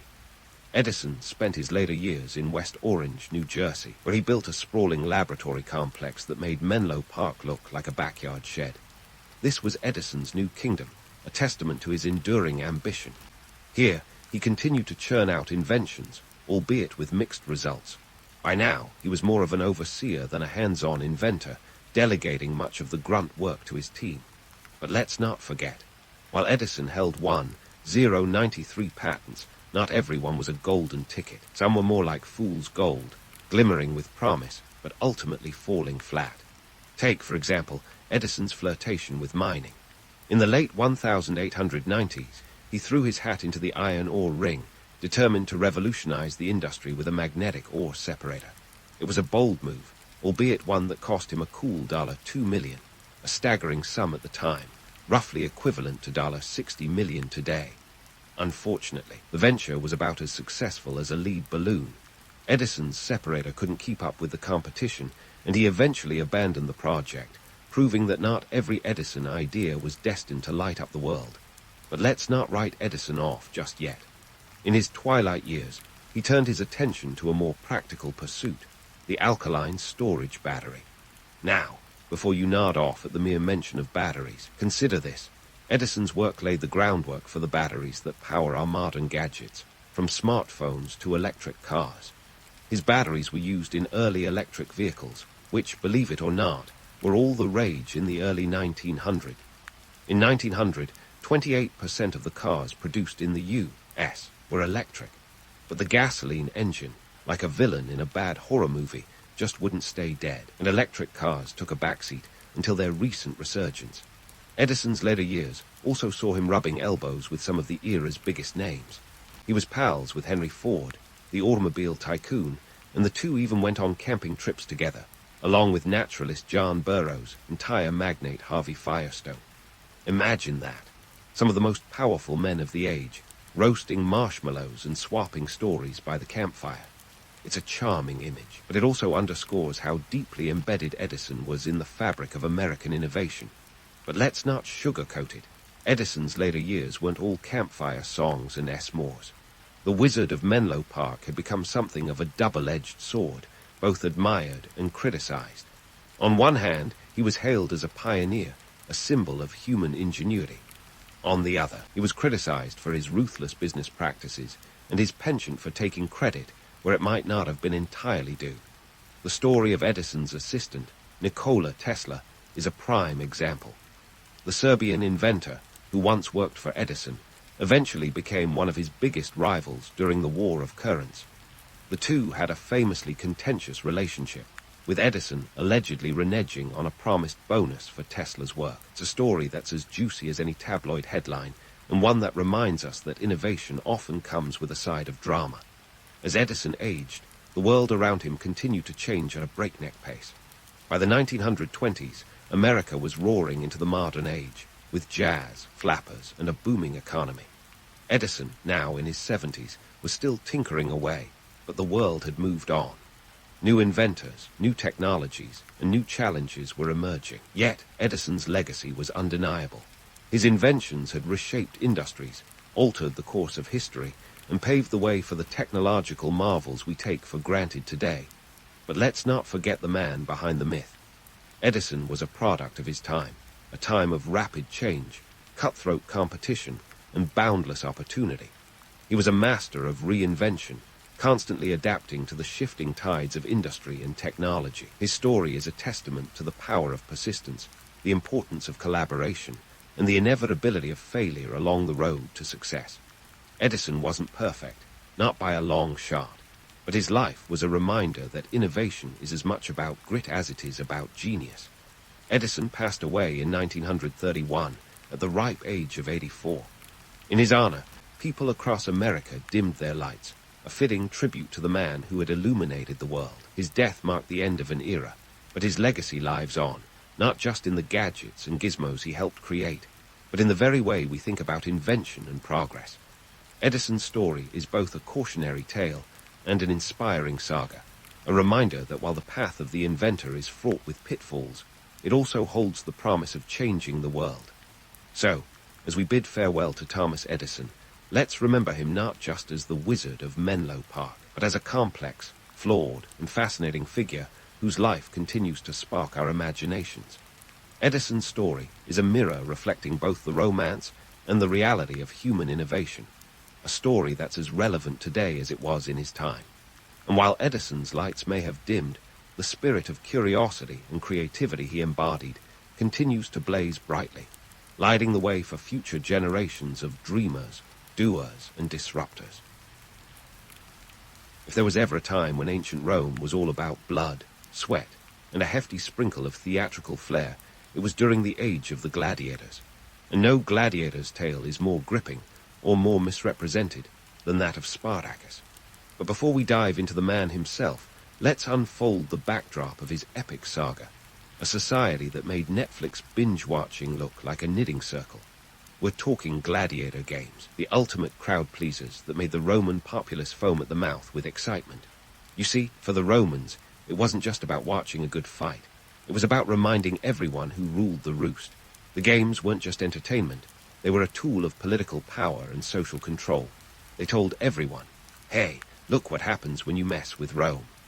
This wasn't a society that did anything by halves, and the Colosseum wasn't built to host poetry slams. No, it was a 50,000-seat amphitheater of agony, where the stakes were life or death, and the cost of admission was a few denarii, depending on how close you wanted to sit to the splatter zone. Now, let's talk numbers, because, if anything, the Romans loved their stats.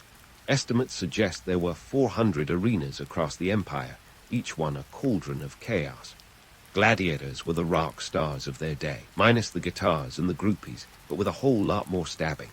They were slaves, prisoners of war, and occasionally volunteers looking to pay off a debt, or, who knows, maybe just looking for some excitement in their otherwise mundane lives. Enter Spartacus, not your average slave with a penchant for swinging swords. This guy was a Thracian by birth, which, if you didn't know, was like the ancient version of being from the wrong side of the tracks. Thrace, a region in modern-day Bulgaria, was seen by the Romans as a land of fierce warriors, and Spartacus was no exception. He was captured and sold to a gladiator school in Capua, about 120 miles from Rome, and here's where our story gets interesting.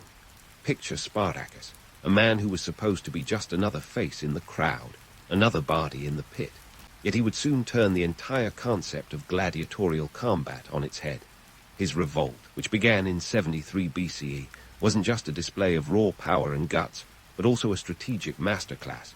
He took what was a personal fight for survival and turned it into an existential threat to Rome's status quo.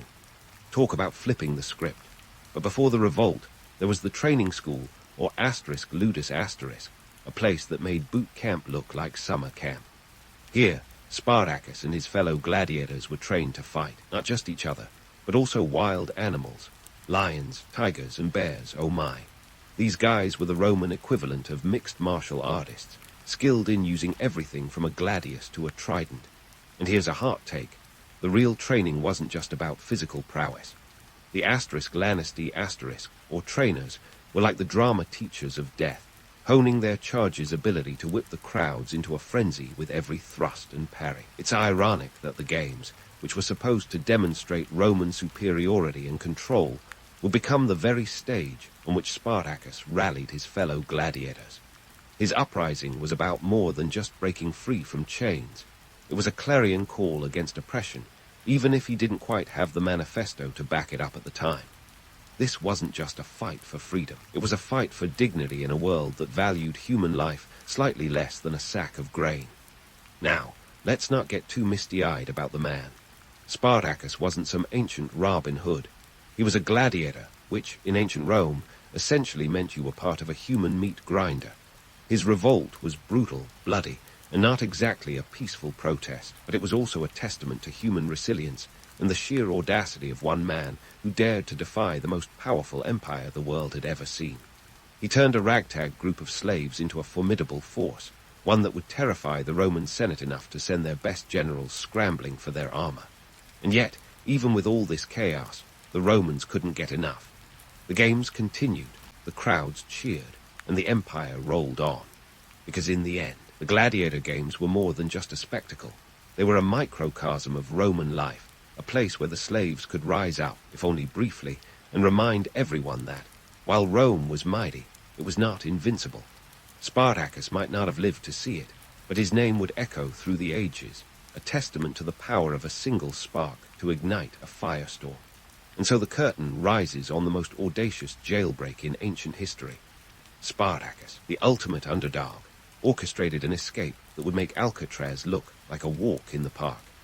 It's 73 BCE, and our band of gladiators is about to transform from arena fodder into a thorn in the side of the Roman Empire, a feat that seemed as likely as a modern-day office worker launching a successful space program during lunch break.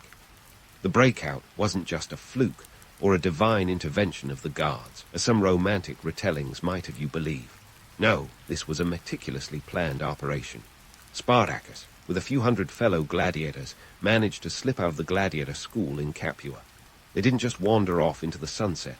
They armed themselves with kitchen knives and skewers, because who needs proper weapons when you've got the element of surprise and a whole lot of guts? Once free, they didn't just scatter like leaves in the wind. Spartacus, ever the strategist, led his ragtag team to the slopes of Mount Vesuvius. Why Vesuvius, you ask? Besides the scenic view, it offered a strategic advantage.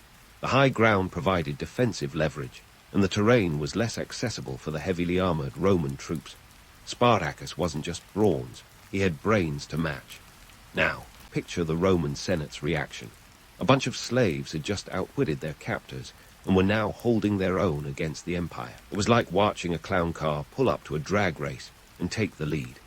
Initially, the Romans sent a small contingent to quash this embarrassing little uprising. They thought it'd be like swatting a fly, but instead, they were about to tangle with a hornet's nest.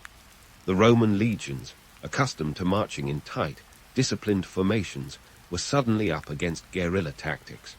Spartacus's forces executed ambushes and surprise attacks, using their intimate knowledge of the terrain. It was unconventional warfare at its finest, a precursor to the kind of tactics that would be emulated by rebels throughout history. But let's not get carried away with the Hollywood image of noble freedom fighters. The revolt was as much about survival as it was about principle.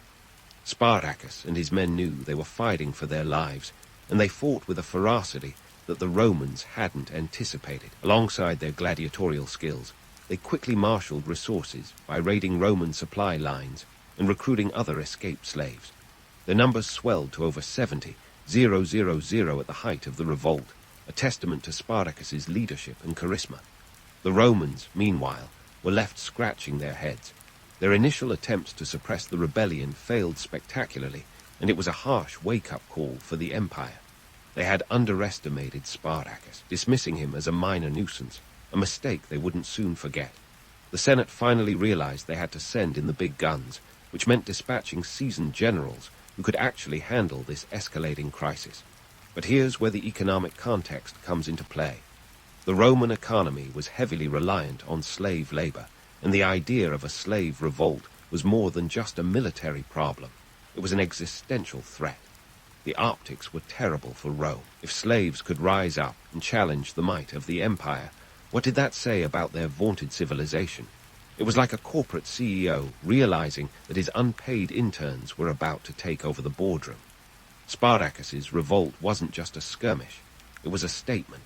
It revealed the cracks in the Roman system, exposing vulnerabilities that the empire preferred to keep hidden. The social and political implications were staggering. Spartacus had managed to rally a diverse group of people, slaves, gladiators, and even some free peasants, under a common cause. It was a coalition of the oppressed, and for a moment they were winning. However, let's not romanticize too much. The revolt was brutal, and Spartacus was no saint. His forces looted and pillaged, and there were plenty of atrocities on both sides. This was war, raw and unfiltered, and it was far from the noble quest for freedom that some might imagine. Spartacus wasn't leading a merry band of Robin Hoods. He was commanding a desperate army in a fight for survival. Yet, in the midst of this chaos, there's a certain appeal to the legend of Spartacus. He became a symbol of resistance, an enduring icon of defiance against tyranny. His story resonated throughout history, inspiring countless rebellions and revolutions. The reality might have been messy and bloody, but the myth endures because it speaks to something fundamental about human nature, a desire for freedom and dignity, no matter the cost. As we leave this chapter of the revolt, remember that this was only the beginning. Spartacus's campaign was far from over, and the Romans were just starting to understand the magnitude of the challenge they faced. The stage was set for a clash that would test the limits of Roman power and the resolve of a man who refused to be a mere footnote in history. As the dust settled on the initial skirmishes, Spartacus stood on the brink of something extraordinary. Here was a man who turned a jailbreak into a revolution. His army wasn't just a bunch of runaway slaves. It was a force to be reckoned with, swelling to over 120,000 according to some accounts. Though let's face it, ancient historians love to embellish. Still, the numbers were significant, enough to make Roman commanders break into a cold sweat. Now let's dive into the mind of Spartacus, a man whose strategic choices would make even the most seasoned military tacticians sit up and take notice. He wasn't just about leading a ragtag band of misfits. He was about turning chaos into a well-oiled machine of warfare. His use of the terrain was nothing short of genius. Take the time when he outmaneuvered a Roman army by using vines to rappel down a cliffside, an ancient version of mission, impassable, if you will. The Romans, expecting a straightforward engagement, were instead left staring up at the rebels' dust. It wasn't just about brawn. Spartacus had a brain as sharp as the gladius he wielded. But here's the kicker. The internal challenges Spartacus faced were as daunting as the Roman legions themselves. Leading a diverse group of people, slaves from different regions, cultures, and languages, was like herding cats with swords. Idealism met gritty reality as Spartacus had to keep his burgeoning army cohesive. Picture a melting pot of Thracians, Gauls, and Germans, each with their own ideas and agendas. It wasn't a harmonious rebel alliance. It was a powder keg ready to explode. The tensions weren't just about cultural differences. There was a clash between the lofty ideals of freedom and the harsh realities of survival. Spartacus faced dissent within his ranks, notably from Cixi, his fellow gladiator and right-hand man. Cixi wanted to march on Rome, convinced that a swift strike could topple the empire. Spartacus, on the other hand, was more cautious. He knew that taking Rome wasn't just about a show of force. It was about sustainability, resources, and long-term strategy. The two clashed, leading to a split that would weaken their united front. And here's a juicy tidbit. Spartacus wasn't just a military leader. He was a master recruiter. He didn't just inspire slaves to join his cause. He convinced them that their fight mattered. The promise of freedom was a potent motivator, sure, but Spartacus also offered something more tangible, the chance to win back dignity in a world that treated them like disposable assets. Talk about a compelling sales pitch.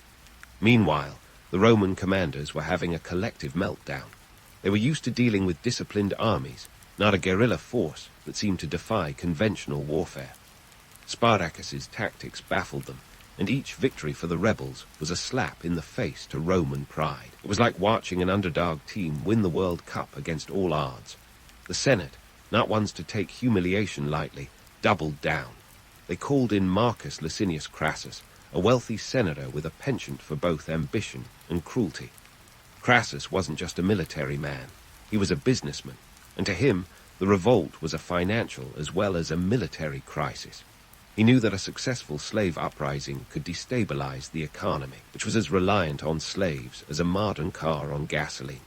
Crassus had the resources to equip a formidable army, and he wasn't afraid to use them. Yet, even with Crassus breathing down his neck, Spartacus remained a thorn in Rome's side. He continued to outmaneuver and outthink his adversaries, using hit-and-run tactics that would make modern-day special forces proud. And while his army was a motley crew, they were united by a shared hatred of their oppressors and a leader who embodied their hopes. But don't be fooled by the romance of a noble freedom fighter. Spartacus's revolt was brutal, a testament to the harsh realities of war. His army looted and pillaged Roman estates, a necessary evil to sustain their campaign. The fine line between heroism and villainy blurred as both sides committed atrocities. In the end, the revolt wasn't just a fight for freedom. It was a fight for survival in a world where mercy was a luxury few could afford. So as we leave this chapter and prepare for the inevitable showdown, remember this. Spartacus wasn't just challenging Rome on the battlefield. He was challenging the very fabric of Roman society, exposing its vulnerabilities and forcing it to confront its own hubris. It was an audacious move, a gamble that could end in either glory or catastrophe. And as the tension mounts, one thing is clear. The story of Spartacus is far from over. Just when you thought Spartacus had pulled every trick from his ancient bag of strategies, the fight took a darker turn. The stage was set for one of history's most dramatic confrontations, as the Romans finally decided to get serious. Enter Marcus Licinius Crassus, the Roman general whose ambition was matched only by his bank account. This was a guy who could buy a small country on a whim, and his approach to the Spartacus problem was as ruthless as his pursuit of wealth. Crassus wasn't just there to put down a rebellion. He was here to make a statement, and it was going to be written in blood. Before we dive into the clash of titans, let's talk about Crassus's opening moves, because they were as much about psychological warfare as military might. Crassus knew that his predecessors had underestimated Spartacus, treating him like a pesky mosquito instead of the wasp's nest he really was. So, Crassus opted for a more hands-on approach, literally. He revived the ancient practice of decimation to whip his legions into shape. That's right, He lined up his troops and had every 10th man clubbed to death. Talk about a morale booster. But this grim tactic wasn't just about instilling discipline. It was about sending a clear message. Failure was not an option. With his legions properly motivated, terrified, Crassus set about the task of hemming in Spartacus. He constructed a massive trench and wall to contain the rebel forces in the region of Calabria. This wasn't just any old trench. We're talking 40 miles of earthworks, a feat that made the Great Wall look like a garden fence. Crassus was banking on attrition, starve the rebels out, cut off their supply lines, and wait for desperation to do the rest. It was a classic siege tactic, but Spartacus wasn't about to play by the rules. As you'd expect from our gladiator-turned-general, Spartacus wasn't content to sit and wait for the inevitable. He launched a daring night assault, breaking through Crassus's lines in a move that was as audacious as it was brilliant. It was the kind of tactic that would have made Sun Tzu nod in approval. Spartacus's forces slipped through the Roman encirclement, buying themselves precious time. But time, as it often does, was running out. Despite this temporary victory, Spartacus's situation was dire. The rebels were running low on supplies, and internal dissent was growing. It was the classic case of too many cooks spoiling the broth, or in this case, too many gladiators spoiling the rebellion. The dream of freedom was starting to crack under the weight of reality. Spartacus's leadership was being tested like never before, and the stakes were climbing higher than a Roman aqueduct. And let's not sugarcoat it. Spartacus made some questionable decisions in these final stages. One popular myth is that he planned to march on Rome itself, but this idea is about as plausible as a toga made of Kevlar. Realistically, Spartacus knew that capturing and holding Rome was beyond his means. His goal was more practical, to escape Italy altogether, possibly heading north to the Alps and freedom beyond. But this plan, like many grand visions, was easier said than done. The rebel army, now numbering around 50,000, was a shadow of its former self. Starvation and desertion were taking their toll. The unity that had once been their strength was now their Achilles' heel, as factions within the ranks bickered over strategy. Spartacus's attempts to maintain cohesion were akin to juggling knives while riding a unicycle, impressive but ultimately unsustainable. Meanwhile, Crassus was tightening the noose. He moved his legions with the precision of a master chess player, cutting off escape routes and forcing Spartacus into a corner. The Roman army was finally closing in, and the end game was in sight. It was a battle of attrition, and Crassus had the resources and the resolve to see it through. The final showdown came at the Battle of the Silarus River in 71 BCE. Spartacus's forces were outnumbered, outgunned, and out of options. It was a last stand worthy of an epic movie climax, and Spartacus, true to form, fought with the ferocity of a man who had nothing left to lose. According to some accounts, he charged directly at Crassus, determined to end the fight with one decisive blow. It's the stuff of legend, a desperate, heroic act that captures the spirit of a man who refused to back down. But let's be real, this was no Hollywood ending. Spartacus fell in battle, his body never found, and with him died the dream of a slave rebellion. The Romans, ever thorough, crucified 6,000 captured rebels along the Appian Way as a grim reminder of the consequences of defiance. It was a brutal display of power, a stark illustration of the high cost of rebellion. Yet even in defeat, Spartacus's legacy endured. His revolt had shaken Rome to its core, exposing the vulnerabilities of an empire that fancied itself invincible. The economic implications were staggering. The reliance on slave labor was laid bare, and the fear of future uprisings lingered like a bad hangover. Spartacus had forced Rome to confront its own contradictions, and in doing so, he became more than a man. He became a symbol. So as we leave the battlefield behind, remember this. Spartacus wasn't just fighting for freedom. He was fighting for a place in history. And while his rebellion was ultimately crushed, the echoes of his struggle would reverberate for centuries. The story of Spartacus is a testament to the power of the human spirit, a reminder that even the mightiest empires can be shaken by the courage of a single man. And with that, we prepare to delve into the aftermath of the revolt, exploring how Spartacus's legacy would continue to inspire and challenge the world he left behind. Stay tuned, because this saga is far from over, but the story of Spartacus doesn't end with his death on the battlefield. Nope, The aftermath of his rebellion rippled through Roman society like a volcanic eruption. Fitting, given that Mount Vesuvius played a starring role in his initial escape. The Roman Empire, ever the master of PR, spun the revolt as a cautionary tale. This wasn't just about quelling a rebellion. It was a full-blown lesson in why you should never, ever mess with Rome. Just ask the 6,000 rebels who ended up as roadside decorations along the Appian Way, a grim mile marker for any aspiring rabble-rousers. But in a twist worthy of the best epic dramas, Spartacus became larger in death than he ever was in life. The Romans might have tried to erase him, but the echoes of his defiance ricocheted through history. His legend grew, evolving into a symbol of resistance against oppression. Even as Rome did its best to paint him as a mere footnote, it's the historical equivalent of a band that becomes legendary after breaking up.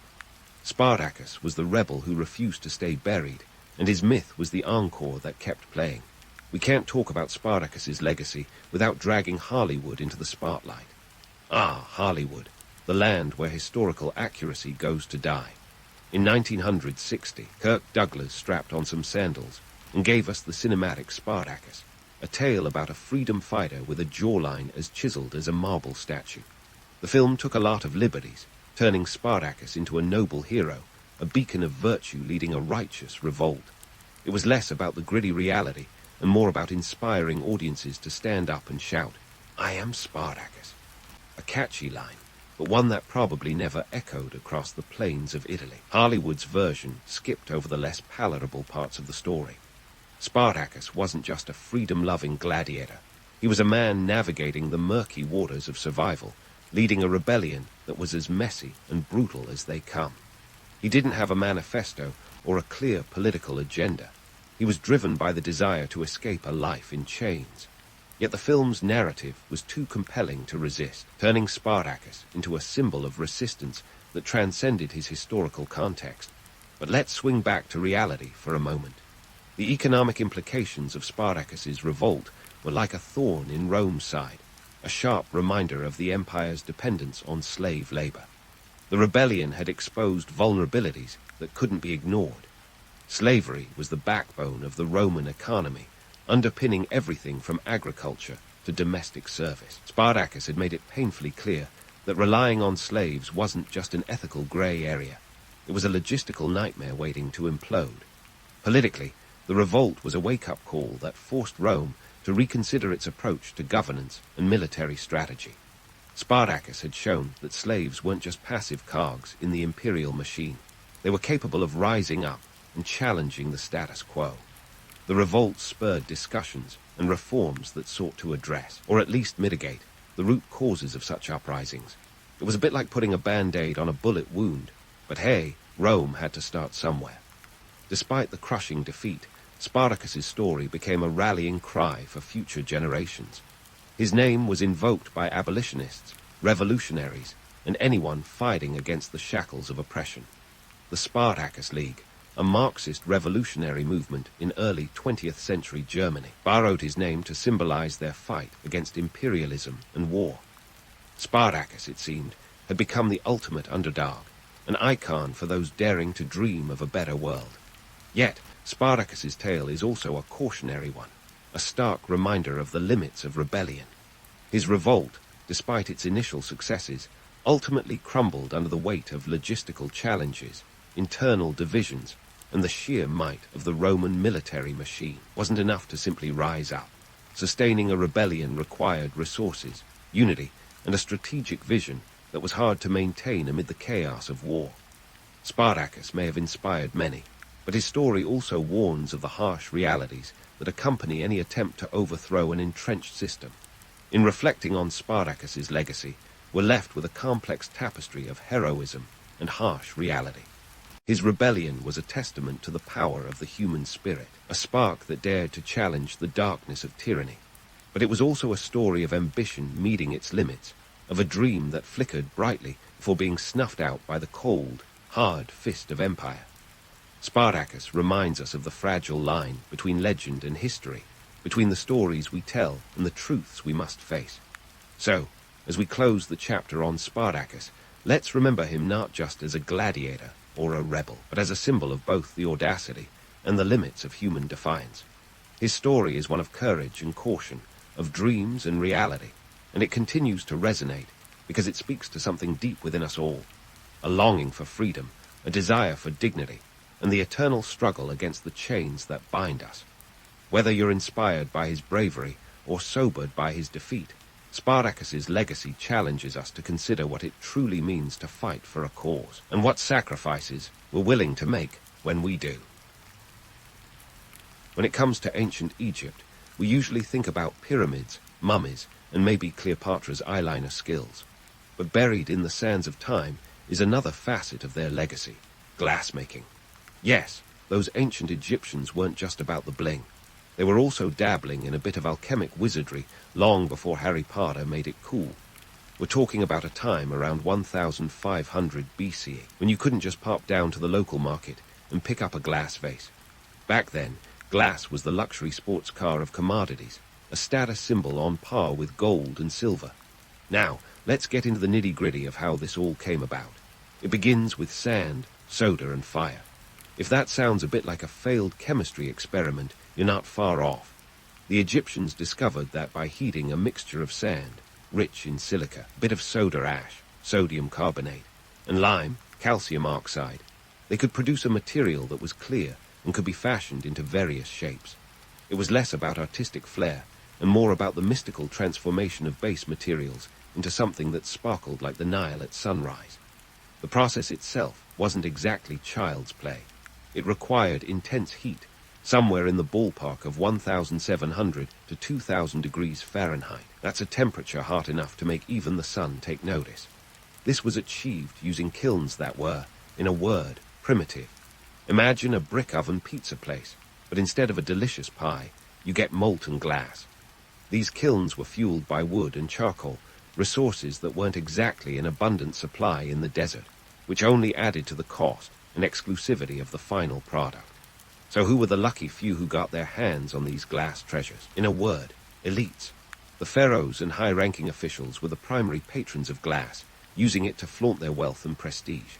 Glass was often colored using metal oxides, copper for blue, iron for green, and so forth, creating vibrant pieces that stood out in a world otherwise dominated by stone and metal. Forget about designer handbags. If you were rolling in Egyptian pounds, you were investing in some killer glassware. But here's where it gets interesting. Despite the glamour, glass was not initially embraced as an art form. It was more of a scientific curiosity, a material that was both practical and magical. It wasn't until later that glassmaking evolved into an art, but in its early days, it was all about utility. Bead-making was one of the first uses, with glass beads being strung into intricate necklaces, proving that humans have always had a penchant for accessorizing. This brings us to a critical point about ancient Egyptian glassmaking. It was a labor-intensive process that required skilled artisans. These artisans were the rock stars of their day, though probably without the groupies and glitter. They worked in workshops that were closely guarded secrets, as the knowledge of turning sand into glass was a valued commodity. The Egyptians, like any good magicians, didn't want everyone knowing how the trick was done. The production was so costly that glass objects were often recycled. If a piece broke, it wasn't simply discarded. Instead, it was melted down and reused, a practice that was both economical and sustainable. Move over modern recycling efforts. The ancient Egyptians were doing it thousands of years ago. Yet for all its prestige, glass had an Achilles heel. It was fragile, unlike gold and silver, which could withstand the test of time and tomb robbers. Many of the glass artifacts that have survived were buried with their owners, providing a time capsule of sorts that has allowed archaeologists to piece together this fascinating chapter of history. In terms of trade, glass was a significant export for Egypt, particularly during the New Kingdom period. They traded glass beads and amulets with their neighbors, spreading their influence far and wide. This was more than just commerce. It was a cultural exchange, a way for Egypt to project its power and sophistication beyond its borders. But let's not get too caught up in the romance of it all. While the idea of ancient artisans laboring over glowing furnaces is the stuff of historical drama, the reality was decidedly less glamorous. The work was hard, dangerous, and likely involved a fair amount of trial and error. For every perfect piece, there were probably countless failures, shattered dreams in the form of broken glass. In conclusion, glassmaking in ancient Egypt was a blend of science and spectacle, a testament to human ingenuity in a world where the line between magic and technology was as thin as a glass bead. It was a luxury item, a diplomatic tool, and a symbol of status, all rolled into one. And while it may not have the same blockbuster appeal as a pharaoh's tomb, the art of glassmaking offers a window, pun intended, into the mind of a civilization that was as complex as the materials they crafted. In understanding the rise of glassmaking as a symbol of status in ancient Egypt, we've got to dig deeper into the gritty, sweat-streaked world of the labor force that made it all possible. These artisans weren't just casually toying with molten glass like kids with Play-Doh. No, they were the unsung heroes of luxury, working in conditions that would make modern OSHA inspectors faint. The artisans were the ones who transformed raw materials into treasures fit for a pharaoh's court. But let's not kid ourselves. These craftsmen probably dreamt less of eternal glory and more of clocking out for a pint of their favorite brew. The economic and social dynamics of ancient Egypt were as layered as one of those fancy eclairs you can't pronounce. The demand for glass was driven by the elite's insatiable need to flaunt their wealth. Glass was more than just an aesthetic choice. It was a power move, a way to signal status and sophistication. If you were a bigwig in ancient Egypt, owning glass objects was akin to driving a shiny new chariot through the bustling streets of Thebes, an unmistakable flex. Now, let's talk trade. Glass wasn't just a domestic affair. It was Egypt's golden ticket to the global stage. By the New Kingdom period, circa 1550-1070 BCE, Egypt was exporting glass like it was going out of style. Glass beads and amulets found their way onto trade caravans, crisscrossing through Africa, the Middle East, and beyond. Picture this: a string of Egyptian glass beads making its way through the bustling markets of Mesopotamia, catching the eye of a trader who just had to have it. These were the OG influencers, spreading Egyptian prestige and culture along trade routes that stretched for hundreds of miles.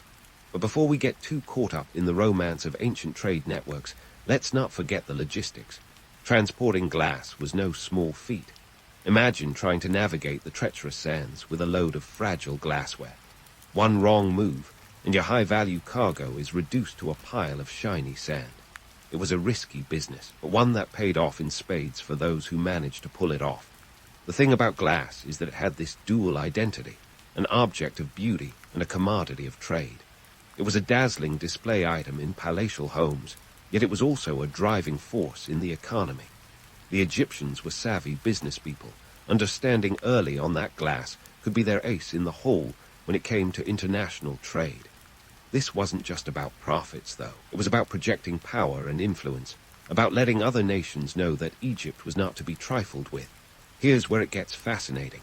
The glass artisans themselves were a bit like the rock stars of their day, minus the screaming fans and tour buses. They were highly skilled and in great demand, but their work was grueling and often hazardous.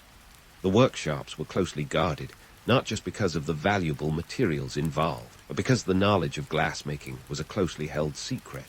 The Egyptians were, in essence, the gatekeepers of this magical art, and they weren't about to let just anyone in on it. The social dynamics at play were intriguing. While the elites reaped the benefits of these artisans' labor, the craftsmen themselves remained largely anonymous, their names lost to history. It's a classic case of the rich getting richer while the laborers guard. Well, maybe an extra loaf of bread if they were lucky. Yet despite this disparity, the role of the glassmaker was one of respect and necessity. They were the backbone of a luxury industry, the alchemists turning base materials into treasures that would endure for millennia. So, we find ourselves in a world where glass was both a symbol of status and a linchpin in the economy. It was a medium of exchange, a way for Egypt to project its cultural and economic might far beyond its borders. But let's not sugarcoat it. Behind every glittering bead and ornate vase was a labor force that toiled in near-impossible conditions, crafting beauty from sand and sweat. It's a tale of two worlds, the gleaming facade of the elite and the gritty reality of the artisans who made it all possible. And as we peer through the looking glass of history, we see not just the shimmering allure of ancient Egypt, but the hard truths that lay beneath its surface. Now, if you're thinking of ancient Egyptian glassmaking as some sort of mystical art form, with artisans flitting about like characters in a Disney movie, cue the soft focus and swelling music. Let's hit pause right there. Sure, the pharaohs might have ogled their glassware like it was the latest iPhone, but the truth is, glassmaking was more about grit than glamour. The artisans were the unsung heroes of this saga, armed with scorching kilns and a steely resolve, rather than the divine inspiration. Let's peel back the curtain on the myths surrounding the so-called artistry of glassmaking. First off, it's easy to romanticize the notion of artisans delicately crafting each piece with an eye for aesthetics. In reality, these skilled laborers were more akin to early industrial workers than to studio artists. They were pioneers of a sort, navigating the pitfalls of an unforgiving process.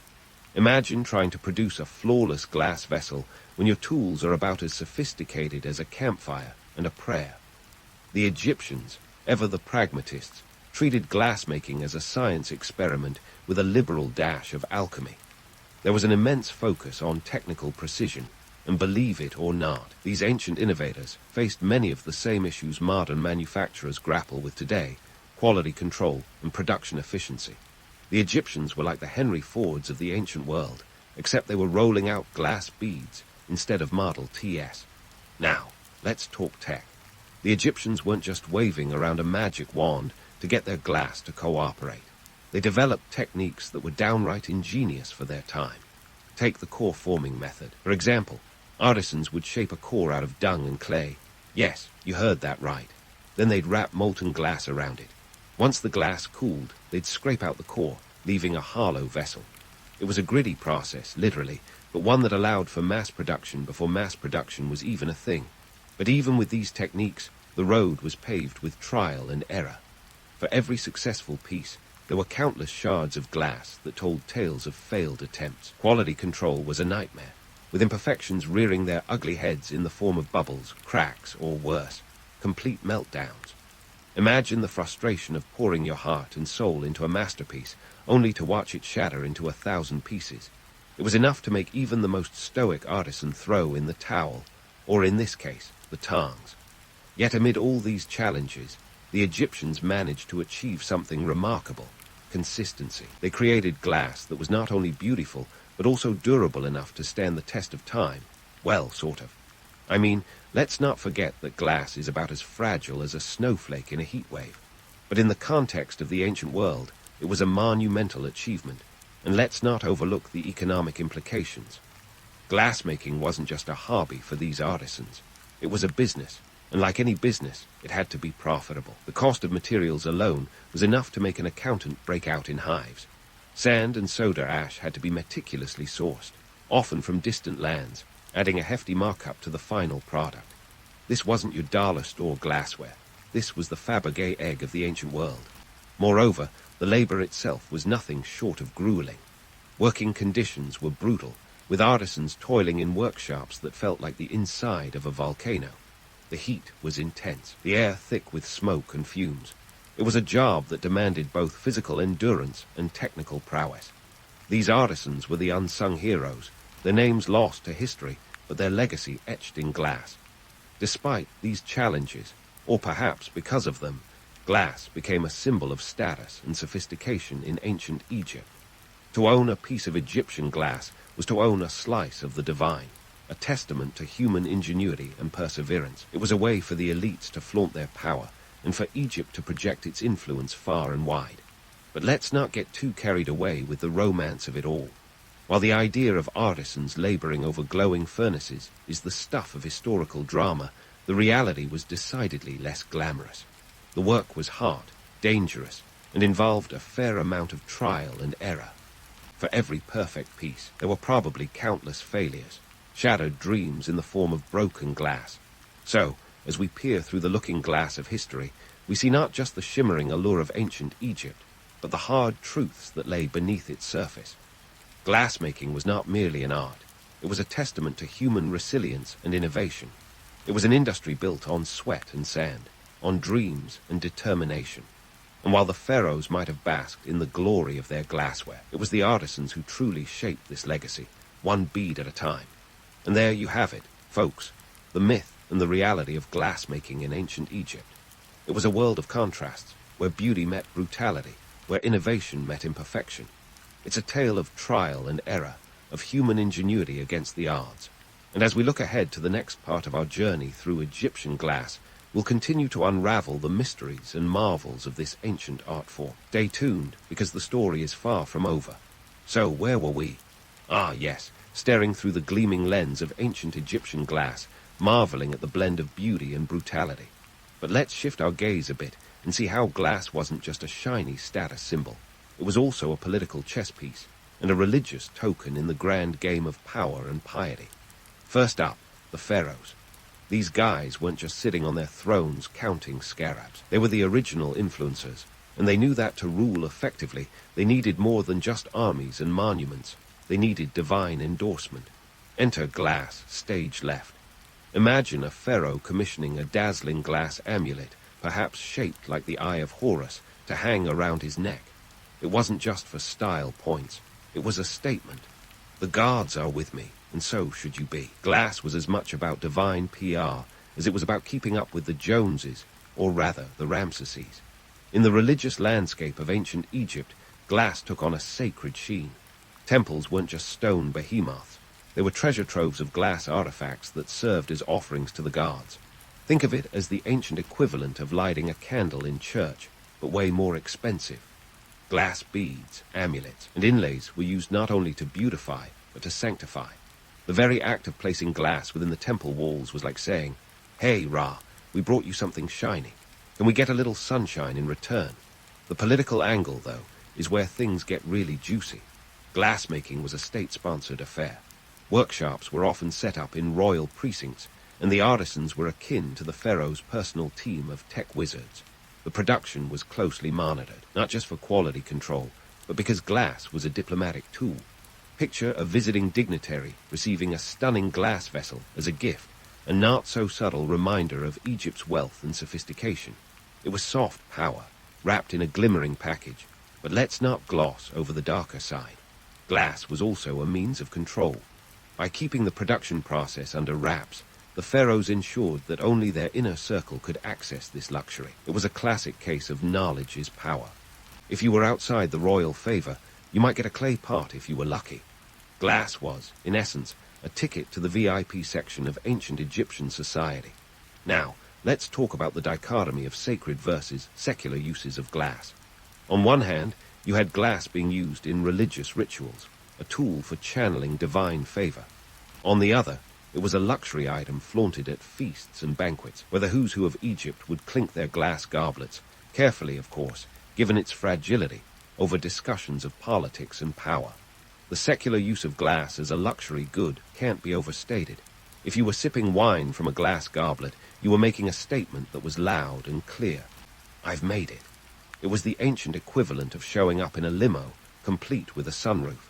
But even as a status symbol, glass had its limitations. Its fragility was its Achilles heel, and the life of a glass vessel was often a short one, shattered by a careless hand or an unfortunate fall. Yet, despite this fragility, glass managed to weave itself into the very cultural fabric of Egypt. It was a material that captured the imagination, both for its beauty and its mystique.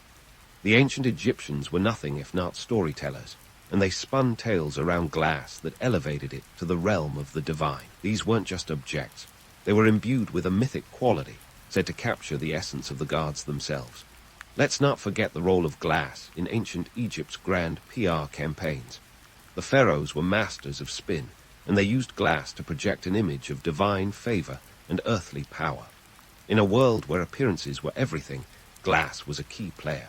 It was used in everything from royal regalia to ornate temple decorations, each piece a testament to the pharaoh's connection to the divine. It was the ultimate power play, an assurance that the gods had not only chosen the pharaoh, but had also blessed his reign with the shimmering beauty of glass. In this dance between the sacred and the secular, glass occupied a unique space. It was both a mundane material and a sacred relic, a commodity and a consecration. It was a symbol of the pharaoh's power and a testament to the gods' favor. And in a world where image was everything, glass was the perfect medium, a reflection, quite literally, of the complex interplay between power, religion, and identity. But before we get too carried away with the glamour of it all, let's remember that behind every piece of glass was a story of grit and determination. The artisans who crafted these pieces were not just skilled laborers. They were the unsung heroes of this tale, were the ones who turned the pharaoh's vision into reality, who transformed sand and fire into objects of beauty and power. And while their names may have been lost to history, their legacy lives on in the glass that still glitters in museums around the world. So there you have it, a glimpse into the world of glassmaking in ancient Egypt, where politics and piety, sacred and secular, collided in a dazzling display of power and artistry. As we continue to unravel this tale, we'll explore more about how this shimmering legacy has managed to captivate our imaginations for millennia. But for now, let's leave the pharaohs to their glass-encased glory, knowing that the story is far from over. And speaking of stories that keep on giving, let's dive into how ancient Egyptian glassmaking didn't just fade away into the dusty annals of history. Nope, this shimmering art form was more like a cat with 9 lives, constantly reinventing itself and popping up in unexpected places. Fast forward a few centuries, and you'll find ancient Egyptian glass influencing the Roman Empire. The Romans, never ones to shy away from a good idea, especially if it involved luxury, took Egyptian glassmaking techniques and ran with them like they were in a toga-clad marathon. They introduced glassblowing around the 1st century BCE, a game-changer that made glass production faster, cheaper, and more accessible. Suddenly, glass wasn't just for the elite anymore. It was the ancient world's equivalent of a tech startup going public. But let's not get too carried away. While the Romans were busy democratizing glass, they couldn't quite capture the same level of craftsmanship that the Egyptians had mastered. They were the IKEA to Egypt's artisan furniture, pumping out glass items that were functional but lacked the same handmade charm. Yet, this mass production set the stage for glass to become a household staple, a transition that would echo through the ages. So, why does ancient Egyptian glass still fascinate us today? Well, for starters, there's the sheer ingenuity of it all. We're talking about people who managed to turn common sand into a material that could rival gemstones in beauty. It's a bit like turning lead into gold, alchemy at its finest. And let's not forget the allure of the artifacts themselves. Ancient Egyptian glass pieces are like time capsules, shimmering reminders of a civilization that, despite its millennia-old age, still captivates us with its mystery and majesty. But here's where we need to pump the brakes on the romanticism. While the idea of ancient artisans toiling away in dimly lit workshops has a certain allure, the reality was far less glamorous. The production process was labor-intensive, hazardous, and let's face it, a bit of a logistical nightmare. Imagine trying to maintain a roaring kiln in the middle of a desert with nothing but wood and charcoal. The entire operation was a delicate balancing act between artistry and survival, where even the smallest misstep could result in disaster. Now, let's talk economics. In ancient Egypt, the production of glass wasn't just an art form, it was big business. The demand for glass, both domestically and internationally, created a thriving economy that was integral to Egypt's wealth and influence. This wasn't just about crafting pretty baubles, it was about power, prestige, and the bottom line.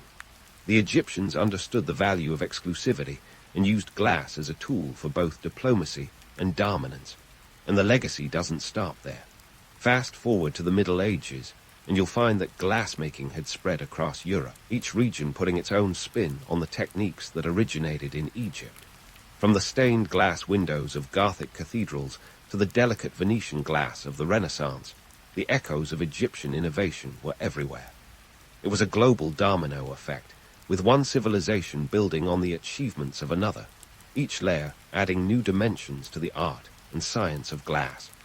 But let's pivot back to the gritty details. The reality of ancient glass production was a far cry from the romanticized vision of artisans delicately crafting each piece with a loving touch. In truth, it was a grueling process that required not just skill, but sheer determination. The heat was unbearable, the conditions harsh, and the margin for error slim. And yet, despite these challenges, the artisans persevered, driven by a combination of necessity and creativity. There's something profoundly human about the story of ancient Egyptian glassmaking. It speaks to our innate desire to create, to transform the ordinary into the extraordinary. It's a testament to human ingenuity and resilience, a reminder that even in the harshest of environments, beauty can flourish. And perhaps that's why this ancient art form continues to captivate us. It reflects our own struggles and triumphs, our capacity for innovation and artistry. So, the next time you find yourself gazing at a piece of ancient Egyptian glass in a museum, take a moment to appreciate not just its beauty, but the story behind it. The story of artisans who dared to dream, of a civilization that reached for the stars, and in doing so, left behind a legacy that continues to shine, thousands of years later. It's a legacy that reminds us of the thin line between magic and reality, between the allure of the past and the gritty details that make it all the more fascinating. And there you have it, the saga of ancient Egyptian glassmaking in all its shimmering glory and gritty reality. It's a tale of innovation and endurance, of art and industry, of a civilization that dared to dream big and left an indelible mark on the world. As we wrap up this journey through the sands of time, let's carry forward the lessons of resilience and creativity, knowing that the legacy of ancient Egypt is not just a relic of the past, but a beacon for the future. The salty spray of the Adriatic is your daily wake-up call, and today you've got a front-row seat to the high-stakes world of a 3rd century BC Illyrian pirate. Forget the rum-soaked fantasies of swashbuckling pirates from Hollywood. This is the gritty, no-nonsense realm where seafaring bandits and the Roman Republic butt heads over control of the Mediterranean's bustling trade routes. Welcome to the Adriatic Sea, the watery highway of antiquity. Here, geography was destiny. The eastern coastline, dotted with the rocky cliffs of Illyria, was a pirate's paradise. With the Roman Republic flexing its muscles to the west and Greek city-states scattered to the south, the stage was set for a maritime showdown. The Illyrians saw opportunity in the craggy coves and hidden inlets, perfect for ambushing unsuspecting merchant ships. And let's be honest, nothing screams entrepreneurial spirit like commandeering someone else's cargo. Now, why were those Illyrians so keen on piracy, you ask? Well, in the 3rd century BC, economics was as brutal as it was simple. Money made the world go round, and the Adriatic was a cash cow. Merchant vessels were the Amazon delivery trucks of the ancient world, carrying everything from olive oil to wine, spices to precious metals. And where there's cargo, there's coin. Rome, with its burgeoning naval prowess, wasn't thrilled by these maritime muggers messing with their burgeoning empire's supply chain. But for the Illyrians, it was a living, a very lucrative one at that. Let's not sugarcoat it. These pirates weren't just about brute force. They were cunning businessmen. Imagine a stockbroker with a cutlass. Illyrian leaders like Queen Tudor, one of the most infamous pirate queens, knew the value of public relations, even if her idea of a press release was more surrender or die than buy one, get one free. Her reign from 231 to 227 BC saw piracy reach its zenith. She was both a terror on the sea and a savvy ruler on land, navigating the treacherous waters of diplomacy with as much skill as her ships navigated the Adriatic. It's easy to romanticize the pirate life, freedom on the high seas, the thrill of the chase. But let's not forget the not-so-glamorous side. Living conditions on a pirate ship, less Caribbean cruise, more floating hell. We're talking cramped quarters, questionable food supplies, and the constant threat of naval warfare. Yet, for those who chose this life, the potential rewards outweighed the hardships. Capturing a well-laden vessel could mean a windfall of wealth, enough to make even the most sea-hardened pirate's eyes sparkle. And while the legend paints them as rogue warriors with a penchant for plundering, the reality was more complex. The Illyrians were not just marauders. They were also traders who understood the economics of supply and demand, seizing opportunities as they arose. They could be ruthless businessmen when the situation called for it. Need a shipload of grain delivered? An Illyrian pirate might just offer you a deal, provided you didn't mind who the original owner was. So, here you are on a pirate ship, part of a well-oiled machine that's been honed over generations. The crew is a motley crew of seasoned sailors and hardened fighters, each with a story to tell and a stake in the high seas. They know every nook and cranny of this coastline, every ripple in the water that might signal a ship on the horizon. And they've learned to read the winds and tides like an open book, turning the elements to their advantage. The Roman Republic, meanwhile, was a sleeping giant beginning to stir. They were getting tired of these pesky Illyrians disrupting their trade. Rome wasn't yet the colossus it would become, but it was growing fast, and its leaders had big plans. In 229 BC, they decided enough was enough. Rome launched its first Illyrian War, a military campaign aimed at putting an end to the pirate menace. The Romans were determined, but the Illyrians were nothing if not resilient. The dual image of the Illyrian pirate, fearsome marauder and cunning businessman, creates a fascinating dichotomy. They were a symbol of freedom and defiance against the growing power of Rome, yet they were also a pragmatic response to the economic realities of their time. For every tale of terror on the high seas, there's a story of shrewd negotiation and strategic alliance. And while the Romans were busy building their empire, the Illyrians were busy ensuring it came at a price. As you stand on the deck, watching the horizon, you can almost feel the weight of history pressing down, a reminder of the countless ships and countless lives that have passed through these waters. The Adriatic was more than just a sea. It was a stage where the drama of history played out, with pirates as its unlikely protagonists.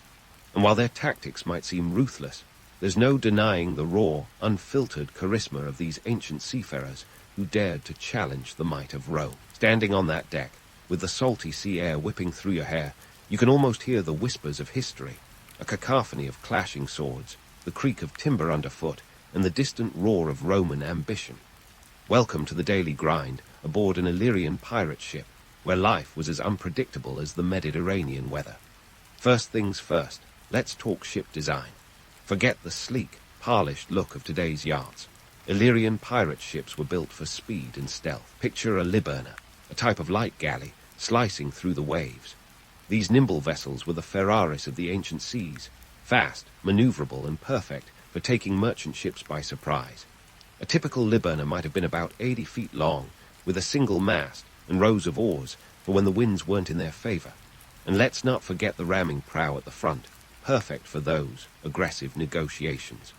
The crew composition was as diverse as it was gritty. You had your seasoned sailors who could tie a knot faster than you could say, plunder, and the brawny fighters ready to board enemy ships with nothing but sheer bravado.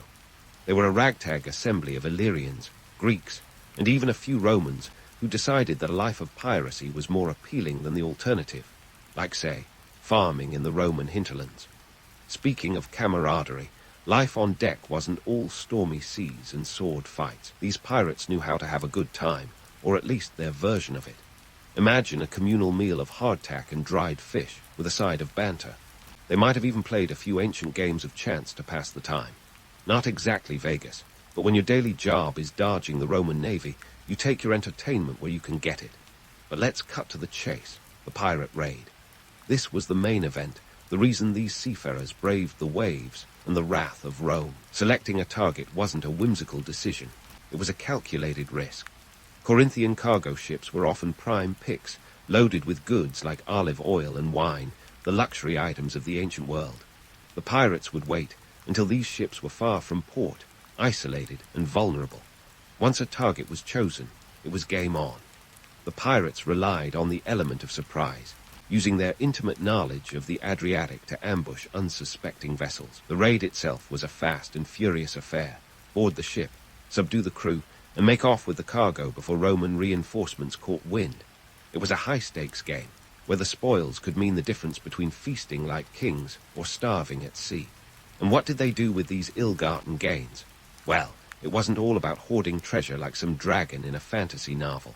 Much of the loot was traded or sold, reinvested into the pirate economy. After all, a ship needed maintenance, and a crew needed motivation. The spoils were divided among the crew, a classic case of share the wealth, albeit in a rather unconventional way. For the pirates, this life was a constant balancing act between risk and reward. The romantic image of the rogue pirate is easy to buy into, but the reality was often harsher. Life at sea was brutal and uncertain, with storms, disease, and Roman patrols all posing a constant threat. Yet, for many, the allure of freedom, the potential for wealth, and the camaraderie of the crew made it all worthwhile. In the grand theatre of history, these pirates were both feared and admired, a testament to the duality of human nature. They were opportunists, seizing what they could in a world that offered few guarantees. And while history often paints them as villains, it's hard not to see the appeal of their defiance, their willingness to carve out their destiny against the backdrop of a burgeoning empire. So, as the sun sets over the Adriatic, casting long shadows across the deck, you find yourself a part of this grand narrative, a witness to the raw, unfiltered charisma of the Illyrian pirates. They were more than just marauders. They were men and women who dared to live by their own rules, challenging the might of Rome with nothing but their wits, their ships, and a healthy dose of audacity. And while the waves may wash away the footprints of their exploits, the legend of the Illyrian pirates endures, a testament to the enduring allure of the sea and the indomitable spirit of those who sail upon it. And as the sun dips below the horizon, painting the sky with hues of gold and crimson, you can't help but ponder the complex web of politics and power that made this pirate saga possible. Because let's face it, these Illyrian pirates weren't just rogue waves crashing against the Roman shores. They were more like chess pieces on a board where the stakes were Mediterranean dominance. Enter Queen Tudor, the formidable force behind Illyria's pirate prestige. This wasn't your average monarch sipping wine in a marble palace. No, Tudor was a ruler who understood that diplomacy could be as perilous as any storm at sea. Her reign from 231 to 227 BC was a masterclass in political balancing acts. She was the kind of leader who could charm allies while simultaneously plotting their downfall, a necessary skill when your neighbors include the power-hungry Roman Republic. Tudor's relationship with Rome was, shall we say, complicated. Picture a high-stakes poker game where everyone's bluffing, but the chips are entire fleets and cities. Rome, aspiring to control the trade routes, viewed Tudor's piracy as an intolerable affront. But the Illyrian queen wasn't about to roll over. She played the game with the cunning of a fox, even if it meant stoking the fires of Roman ire. The Roman Senate, ever the drama queens, reacted to Illyrian piracy with the kind of theatrical outrage you'd expect from a society that invented toga parties. They dispatched ambassadors to Illyria in what they probably thought was a diplomatic flex. Unfortunately for them, Tudor wasn't one to be easily intimidated. When the Roman envoys showed up with their demands, she gave them a lesson in realpolitik, reportedly dismissing their grievances with a level of indifference that would make even the most seasoned negotiator squirm. This snubbing, of course, didn't sit well with Rome, who responded with the subtlety of a sledgehammer.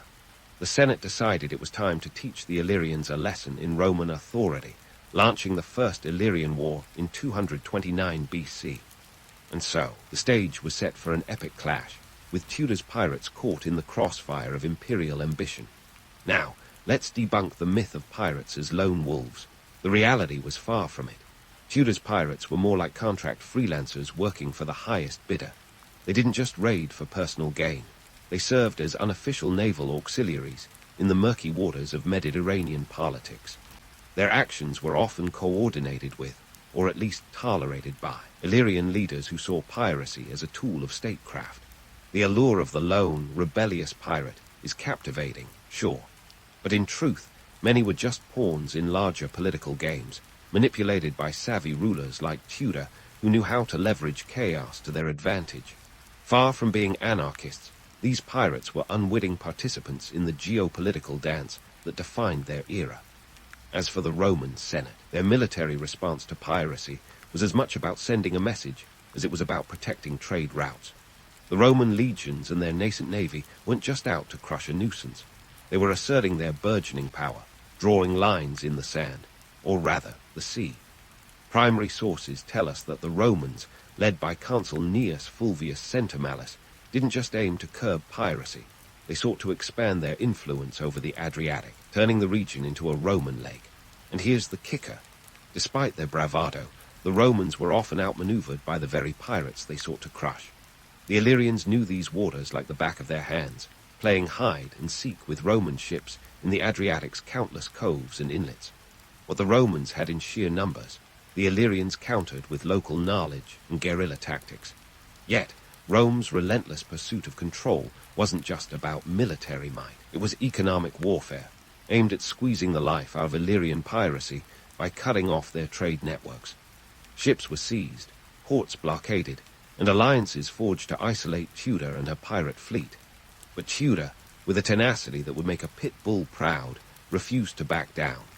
Her defiance in the face of Roman aggression became legendary, a testament to the indomitable spirit of a people who refused to be cowed by imperial power. As we sail through this historical tale, it's clear that the world of Illyrian piracy was a theatre of ambition, intrigue, and power plays.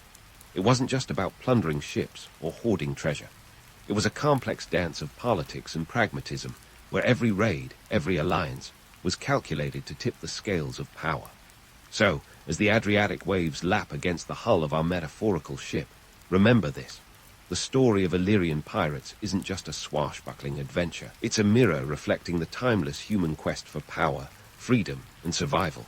And while the myths may paint them as romantic outlaws, the reality was far more intricate, a tapestry woven from the threads of history, ambition, and the unyielding will of a people who dared to defy an empire.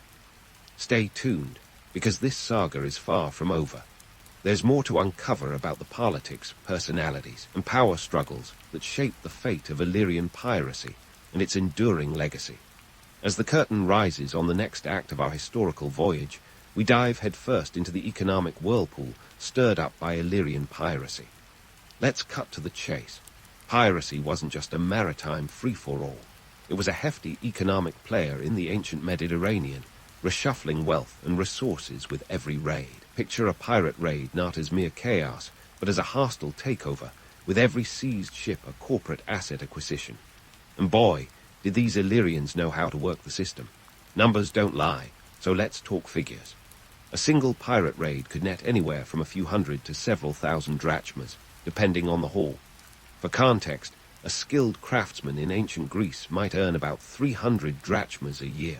So, when an Illyrian pirate crew scored a merchant ship loaded with amphorae of olive oil or a stash of silver, they weren't just living large. They were disrupting local economies like a bull in a pottery shop. These aquatic entrepreneurs didn't just hoard their booty like some Scrooge McDuck of the Adriatic. No, they reinvested, ensuring their ships stayed seaworthy and their crews motivated. The pirate economy was a cycle of plunder and profit, with goods often finding their way back into legitimate markets through a network of shady traders and complicit local officials. It's the ancient version of money laundering, where yesterday's stolen cargo becomes today's marketplace bargain. And let's not forget the broader economic impact. Piracy was a catalyst for a kind of economic Darwinism, forcing merchant states to innovate or perish. The threat of Illyrian raids led to the development of the navis honoraria, a sturdier, more defensible merchant ship designed to withstand pirate attacks. Think of it as the ancient world's answer to an armored truck. These innovations didn't just protect trade, they shifted the balance of power, with cities that could afford to upgrade their fleets gaining an edge over less affluent neighbors. The Romans, ever the pragmatic empire builders, saw both threat and opportunity in this pirate-induced chaos. While Rome's initial reaction was to clamp down hard, launching military campaigns to curb piracy, they soon realized that control over the Mediterranean's trade routes was as much about economic dominance as military might. The First Illyrian War wasn't just about punishing Tudor's transgressions. It was Rome's opening gambit in a high-stakes game of economic chess. And here's where it gets really interesting. Piracy forced a rethink of trade policies across the Mediterranean. City-states and kingdoms had to balance the cost of securing their trade against the potential profits. Some, like the crafty merchants of Corinth, thrived by negotiating protection deals with pirates, ensuring their ships sailed unmolested, a bit like paying the mob for insurance. Others, unable or unwilling to pay the piper, found themselves squeezed out of lucrative markets, their trade routes choked by fear of pirate attacks. The myth of the chaotic pirate spree glosses over the strategic acumen involved. Illyrian piracy was a calculated risk, a high-stakes gamble that required intimate knowledge of trade patterns and naval logistics. Pirates didn't just stumble upon their prey. They targeted ships based on cargo value, route, and vulnerability. It's less about luck and more akin to a well-executed heist, with every raid a testament to the pirates' understanding of ancient economics. In the grand scheme, Illyrian piracy reshaped Mediterranean trade, turning it into a theater of competitive innovation. As merchant navies beefed up their defenses, Pirates adapted with stealthier tactics and more sophisticated networks of informants. It's a classic cat-and-mouse game, where each side's moves spurred the other to evolve. But let's not sugarcoat it. For all their cunning, the pirates were still playing a dangerous game. The Roman response was swift and brutal, with patrols scouring the seas and blockades throttling pirate supply lines. Yet the Illyrians proved resilient, their operations a testament to the human spirit's defiance in the face of overwhelming odds.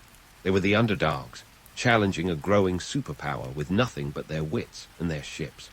In this economic tug-of-war, the allure of piracy remained undeniable. The promise of wealth and freedom drew adventurers from across the Mediterranean, turning the pirate life into a symbol of rebellion against the rigid social structures of the time. It's the same spirit that fuels every underdog story, a defiance that resonates through the ages. As we sail forward in this saga, remember that the story of Illyrian piracy isn't just a tale of plunder. It's a vivid illustration of how necessity breeds innovation, how the pursuit of profit can reshape empires, and how the echoes of this ancient struggle continue to ripple through history.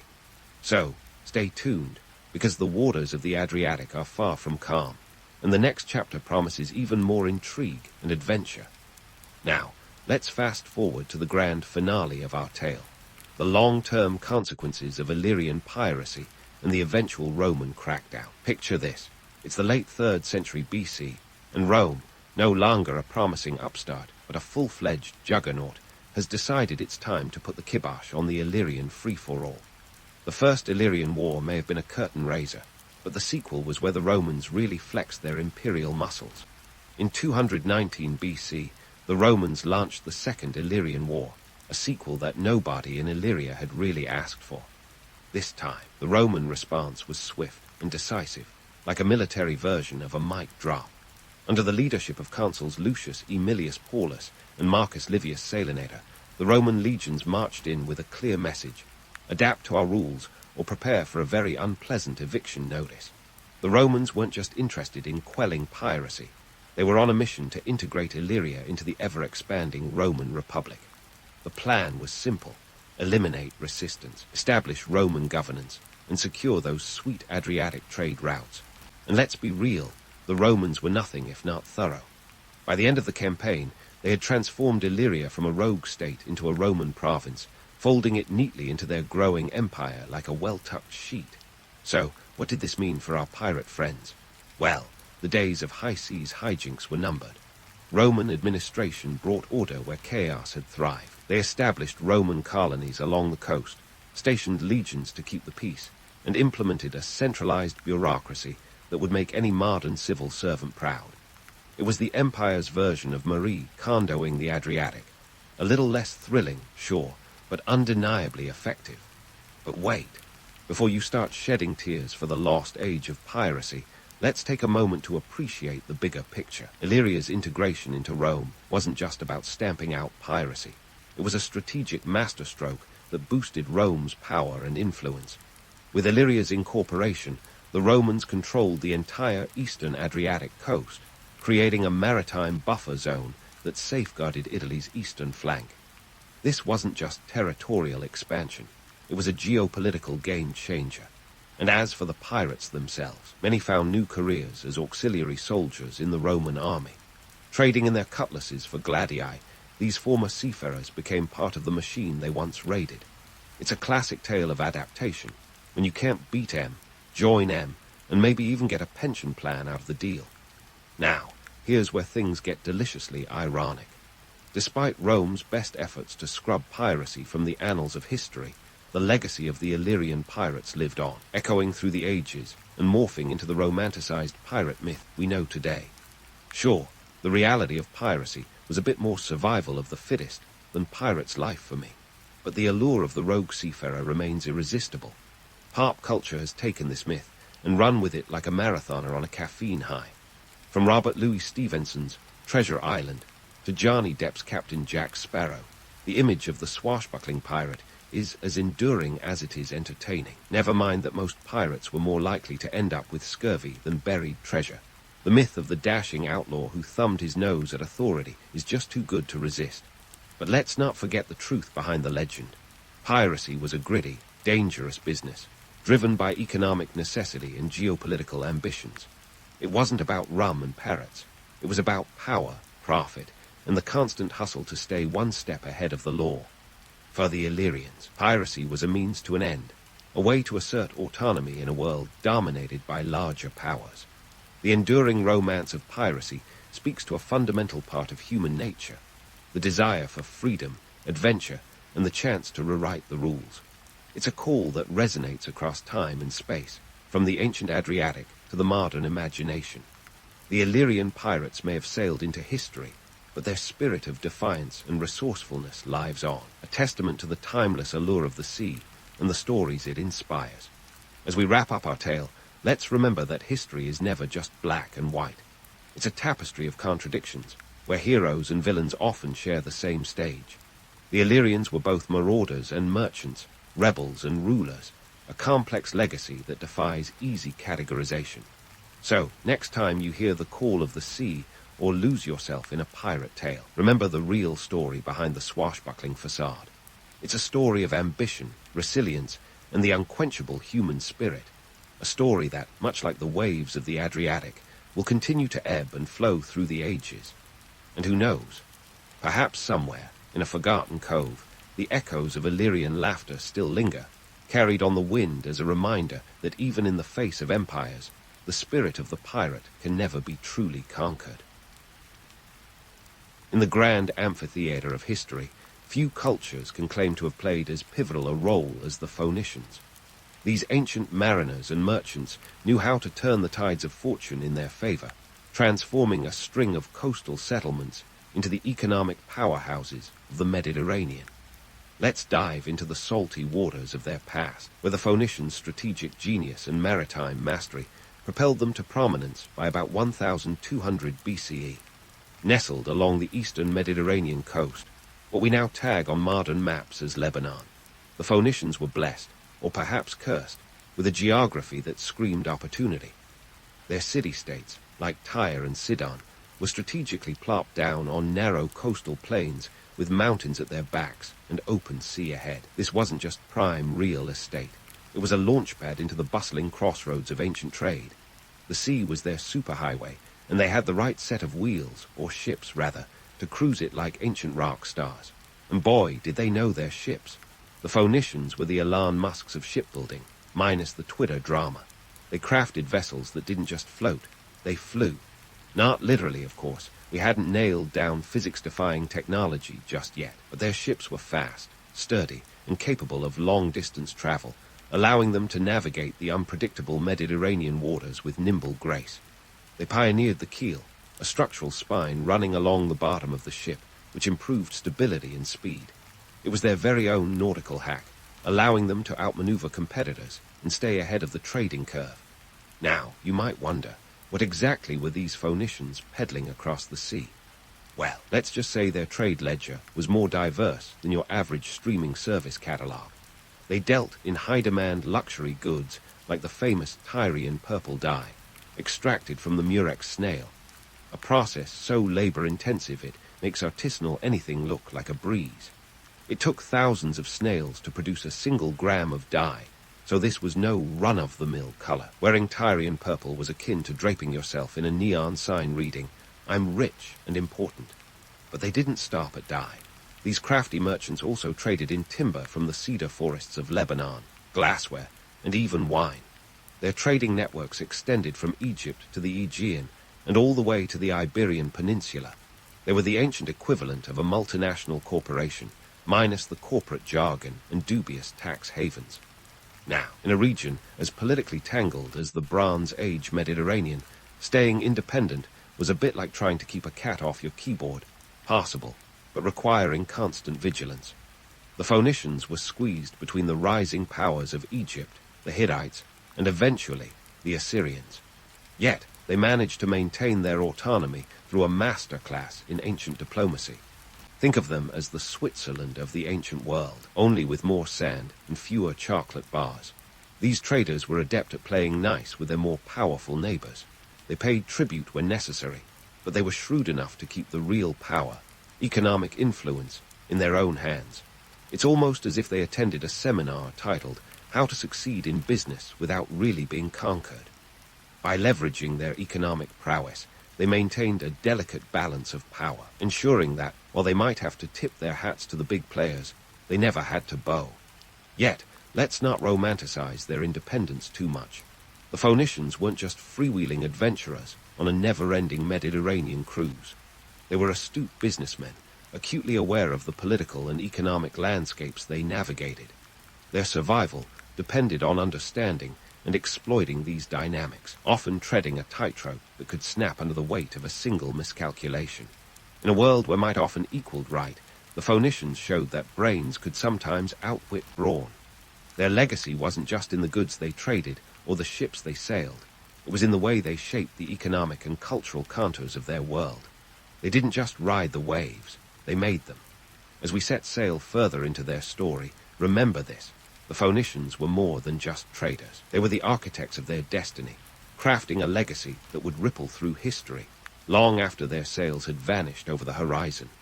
With the sails of the Phoenician story unfurled, we find ourselves navigating deeper into the nitty-gritty of their trading empire, a veritable web of commerce that stretched across the known world like a vast, ancient internet. The Phoenicians were the original influencers, minus the selfies and hashtags, and their reach extended far beyond the Mediterranean basin. These guys were so plugged into the trade game that their network snaked all the way to Britain, where they dealt in tin like it was the ancient world's version of Bitcoin. But let's not get too starry-eyed with visions of these traders swashbuckling their way through endless seas. Truth is, Phoenician trade was more backbreaking labor than romantic adventure. Sure, their ships were technological marvels, but the reality of seafaring was a far cry from the Hollywood epics. Forget epic battles with sea monsters. Imagine instead the tedious reality of navigating unpredictable waters, harsh weather, and the ever-present risk of piracy. It wasn't all sunshine and Mediterranean breezes. Sometimes it was more, where the heck are we? And did we pack enough food? Speaking of packing, let's dig into what these Phoenician ships were carrying. Their cargo holds were the ancient version of a luxury department store. The Tyrian purple dye, for instance, was a luxury so exclusive it makes today's designer labels look like discount bin finds. This dye was produced by crushing thousands of murex snails, which was about as glamorous as it sounds. The process was so labor-intensive that producing enough dye to color a single robe could take tens of thousands of snails, and that's why wearing this hue was a status symbol. If you had the purple, you had the power. Yet, purple dye was just the tip of the iceberg. The Phoenicians were also the kings of timber trade, particularly cedar wood from Lebanon, which was highly coveted for its quality and durability. Their timber found its way into the shipyards of Egypt and the temples of Mesopotamia, where it was used to build everything from ships to palaces.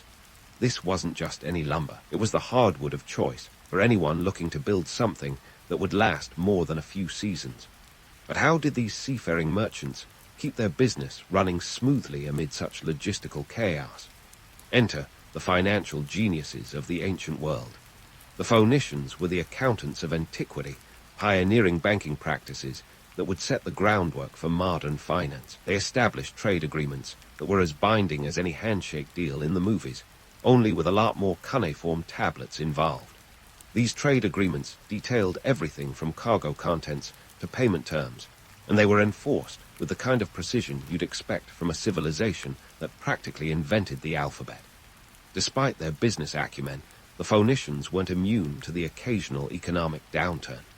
Shipping was a risky business, with storms and pirates posing a constant threat to their profits.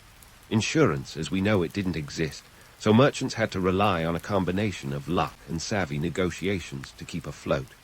It was a high-stakes game, and one wrong move could spell disaster, not just for the voyage, but for an entire city-state's economy. Their extensive trade network was also a double-edged sword. It brought wealth and influence, but it also exposed them to the political whims of their trading partners. The Phoenicians had to navigate a complex web of alliances and rivalries, paying tribute to some powers while cleverly avoiding the ire of others. They weren't just traders.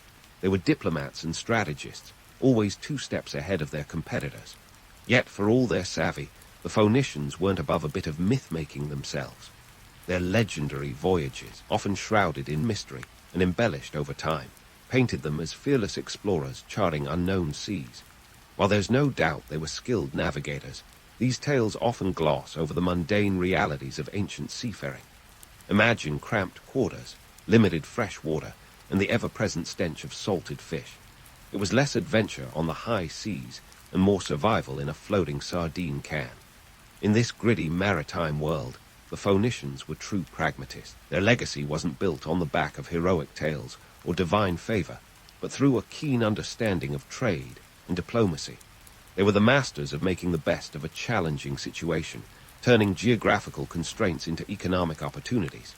Their success was a testament to the power of innovation and adaptability, traits that allowed them to thrive even when empires rose and fell around them. As we continue this journey through the annals of Phoenician history, remember this: while they may not have had the mystical allure of other ancient cultures, their impact on the world was no less profound. They were the silent architects of a trading empire that connected continents and cultures, leaving a legacy that would resonate long after their sails disappeared from the horizon. And as we delve deeper into their story, we'll uncover even more layers of their complex and fascinating world. Stay tuned, because the Phoenician saga is far from over. Now, as we sail further into the story of the Phoenicians, let's talk about how these ancient mariners became the ultimate cultural cross-pollinators. Think of them as the world's first social media influencers, but without the selfies and sponsored posts. Their trade routes weren't just about exchanging goods. They were highways of ideas, technologies, and even alphabets. Yes, you heard right, alphabets.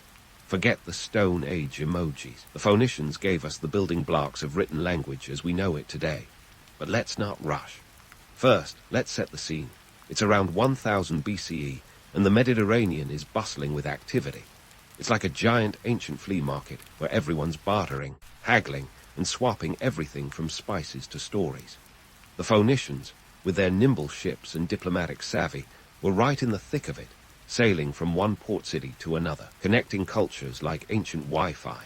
Now, back to that alphabet thing. The Phoenician alphabet was their most enduring legacy, a set of 22 characters that ditched the cumbersome pictograms of the past for something more user-friendly. This wasn't just about simplifying communication. It was a revolution that democratized writing. Suddenly, literacy wasn't just for the elite scribes holed up in palatial backrooms. It was accessible to merchants, artisans, and anyone with a penchant for scribbling. It was like handing out free smartphones in a world of expensive, clunky desktops. As the Phoenicians traded their goods, they also traded their script. The Greeks were quick to adopt and adapt it, tweaking a few characters to suit their own language. What began as a practical merchant's tool became the backbone of Western writing systems. So next time you jot down a note, send a text, or scribble a grocery list, give a little nod to the Phoenicians. They set all that in motion. But let's hit pause on the alphabetic accolades for a moment and consider the broader cultural exchange. The Phoenicians weren't just trading goods, they were sharing ideas, art, and technology. Their interactions with the Greeks and Egyptians were a two-way street of influence. The Greeks, for instance, picked up Phoenician shipbuilding techniques and navigational skills, while the Egyptians marveled at their glassmaking prowess. The Phoenicians, in turn, absorbed elements of their neighbors' art, mythology, and even religious practices. Think of it as the ancient version of cultural mashups, Remix 101, BC style. Yet, it's crucial not to get swept away by the romance of this cultural exchange.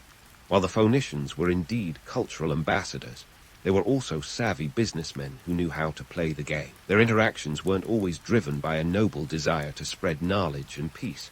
Often, they were motivated by the bottom line. Trade was their lifeblood, and maintaining it meant adapting to the cultural and political landscapes of the regions they frequented. They were less about world peace and more about world profits. And while we're debunking myths, let's tackle the notion of the Phoenicians as peaceful traders. It's tempting to paint them as the friendly neighborhood merchants just trying to make a living, but the truth is a bit murkier. Their trade networks weren't just built on the barter of cedar wood and purple dye. They were also involved in the darker side of commerce, namely, the slave trade. Slavery in the ancient world was as commonplace as pottery shards in an archaeological dig, and the Phoenicians were not above engaging in this grim business. Their ships, which carried luxury goods, also ferried human cargo across the seas. This isn't to vilify the Phoenicians. They were products of their time, navigating a world where morality was often a luxury few could afford. The Mediterranean wasn't a utopia of free trade and friendly exchanges. It was a competitive arena where survival often meant making tough, morally ambiguous choices. It's a reminder that history is rarely black and white, more often a swirl of grey. So, as we continue to chart the course of Phoenician history, let's keep our eyes wide open. Their legacy is a tapestry of achievements and contradictions, a testament to human ingenuity and complexity. They were not just the bold explorers of romantic legend, but also shrewd operators in a world as cutthroat as it was interconnected.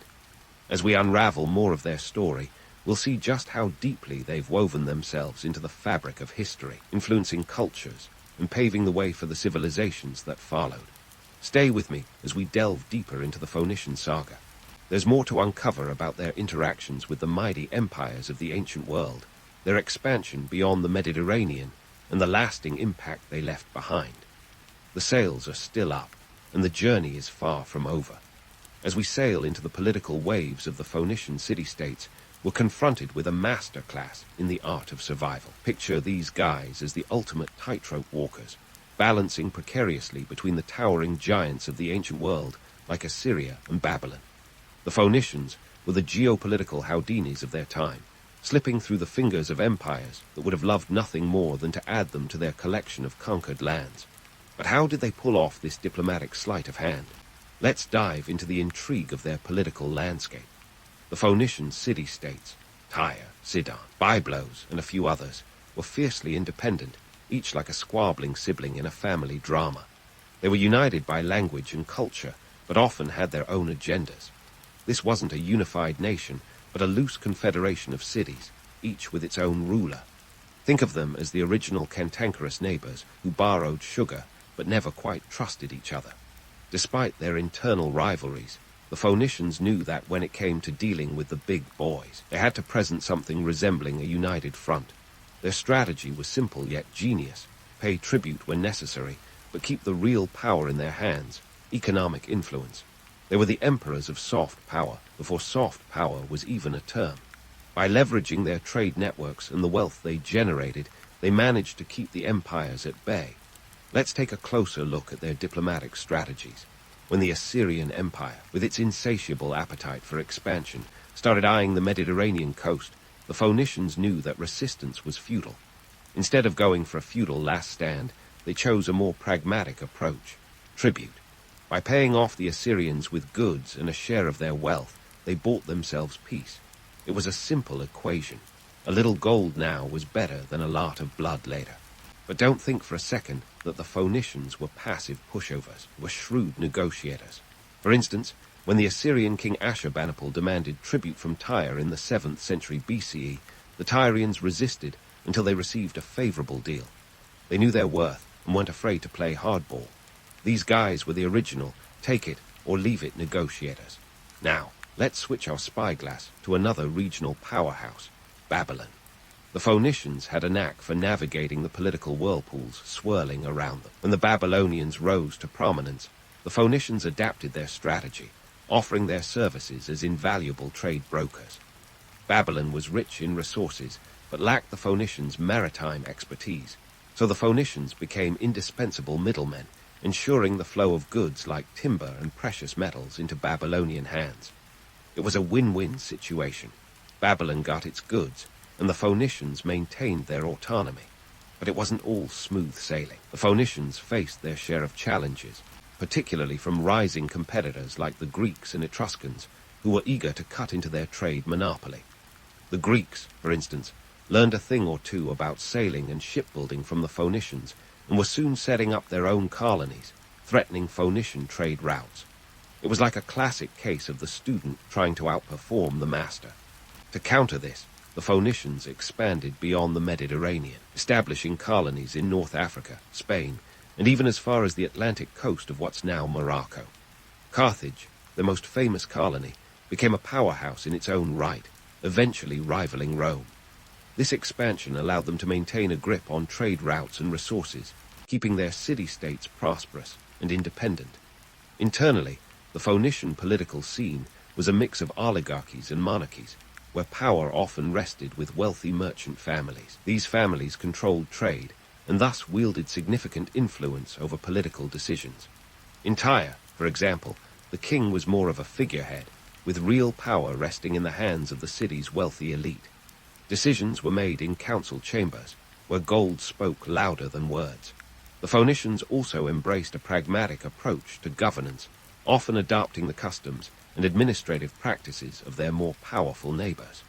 This was a strategy of adaptation, not subjugation.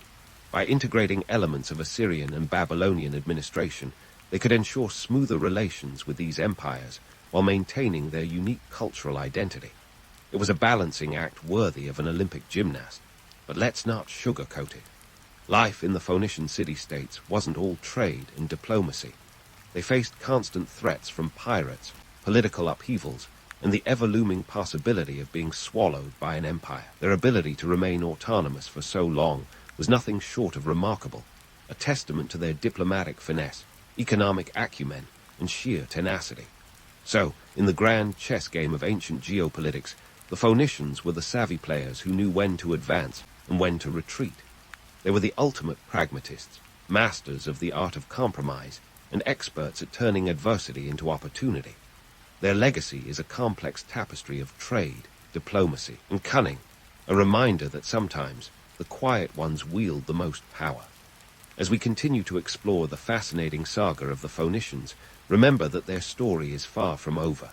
We've only just begun to unravel the intricate web of their history, and there's much more to discover about their interactions with the ancient world's mightiest empires. Stay tuned, because the Phoenician adventure is just getting started, and there's no telling what twists and turns await us on this historical voyage.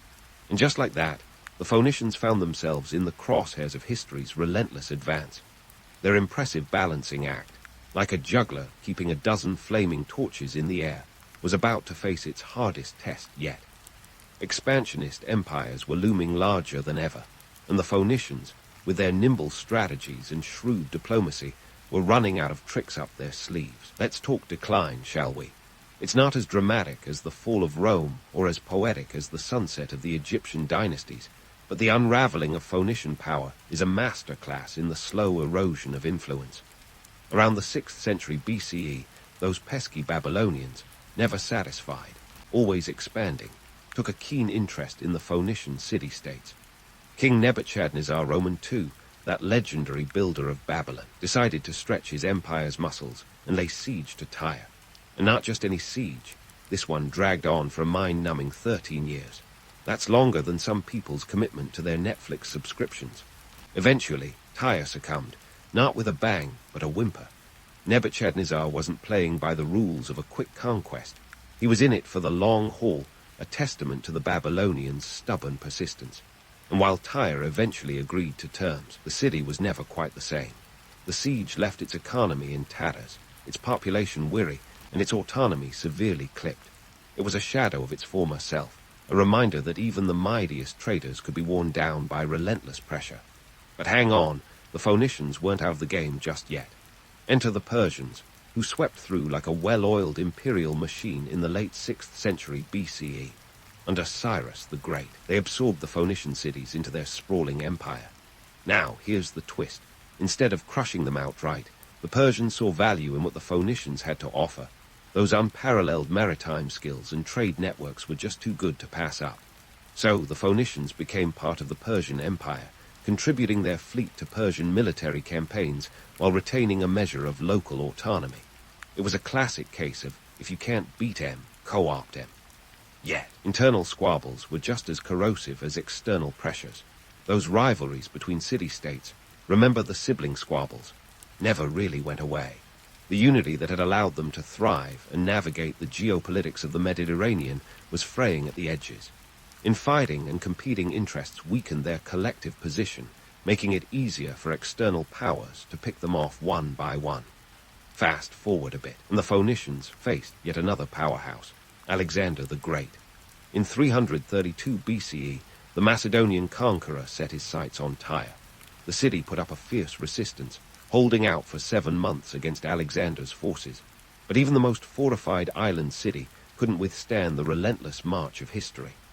Alexander, with his characteristic flair for the dramatic, constructed a causeway to breach the city's defenses. It was a tactical stroke of genius, and a death knell for Tyre's independence.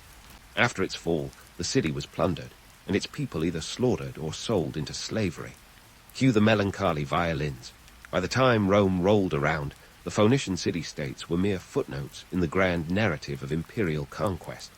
Carthage, their remarkable offshoot, rose to prominence, but even it eventually succumbed to Roman might in 146 BCE. The once dominant Phoenician influence had been absorbed, adapted, and overwritten by the cultures they had helped shape. But let's hit the brakes before we consign the Phoenicians to the dusty annals of history. Their legacy is anything but insignificant. The alphabet they developed, that deceptively simple set of 22 characters, revolutionized communication. By stripping down writing to its essentials, they democratized literacy, paving the way for a world where information could flow as freely as their beloved purple dye. As the Greeks and Romans adapted this script, it became the foundation for many modern alphabets. In other words, every time you send a text or jot down a grocery list, you're channeling a bit of Phoenician ingenuity. And let's not forget their role as cultural conduits. Their trade networks were like ancient internet cables, transmitting ideas and technologies across vast distances. The Phoenicians were the unwitting architects of cultural globalization, centuries before the term would be coined. Their glassmaking techniques, shipbuilding knowledge, and artistic influences rippled through the ancient world, leaving traces that would endure long after their political power faded.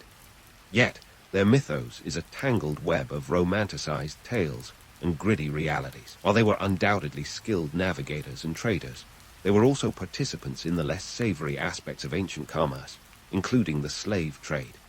Their story is not one of unblemished heroism, but of complex human endeavor, marked by both brilliance and moral ambiguity. So, as we close the chapter on the Phoenicians, let's reflect on the duality of their legacy. They were the silent architects of interconnected civilizations, their influence woven into the fabric of history. But they were also a product of their time, pragmatic, opportunistic, and at times ruthless. Their story is a reminder that history is rarely a simple tale of good versus evil. It's a nuanced tapestry, where innovation and exploitation often go hand in hand. In the end, the Phoenicians were more than just merchants of the Mediterranean. They were pioneers of a world in flux, shaping the currents of trade and culture in profound ways. Their sails may have vanished over the horizon, but their legacy continues to ripple through time, a testament to the enduring power of human ingenuity and adaptability. So, next time you see a map of the ancient world, remember the Phoenicians, those masters of the sea and the silent architects of history's grand stage.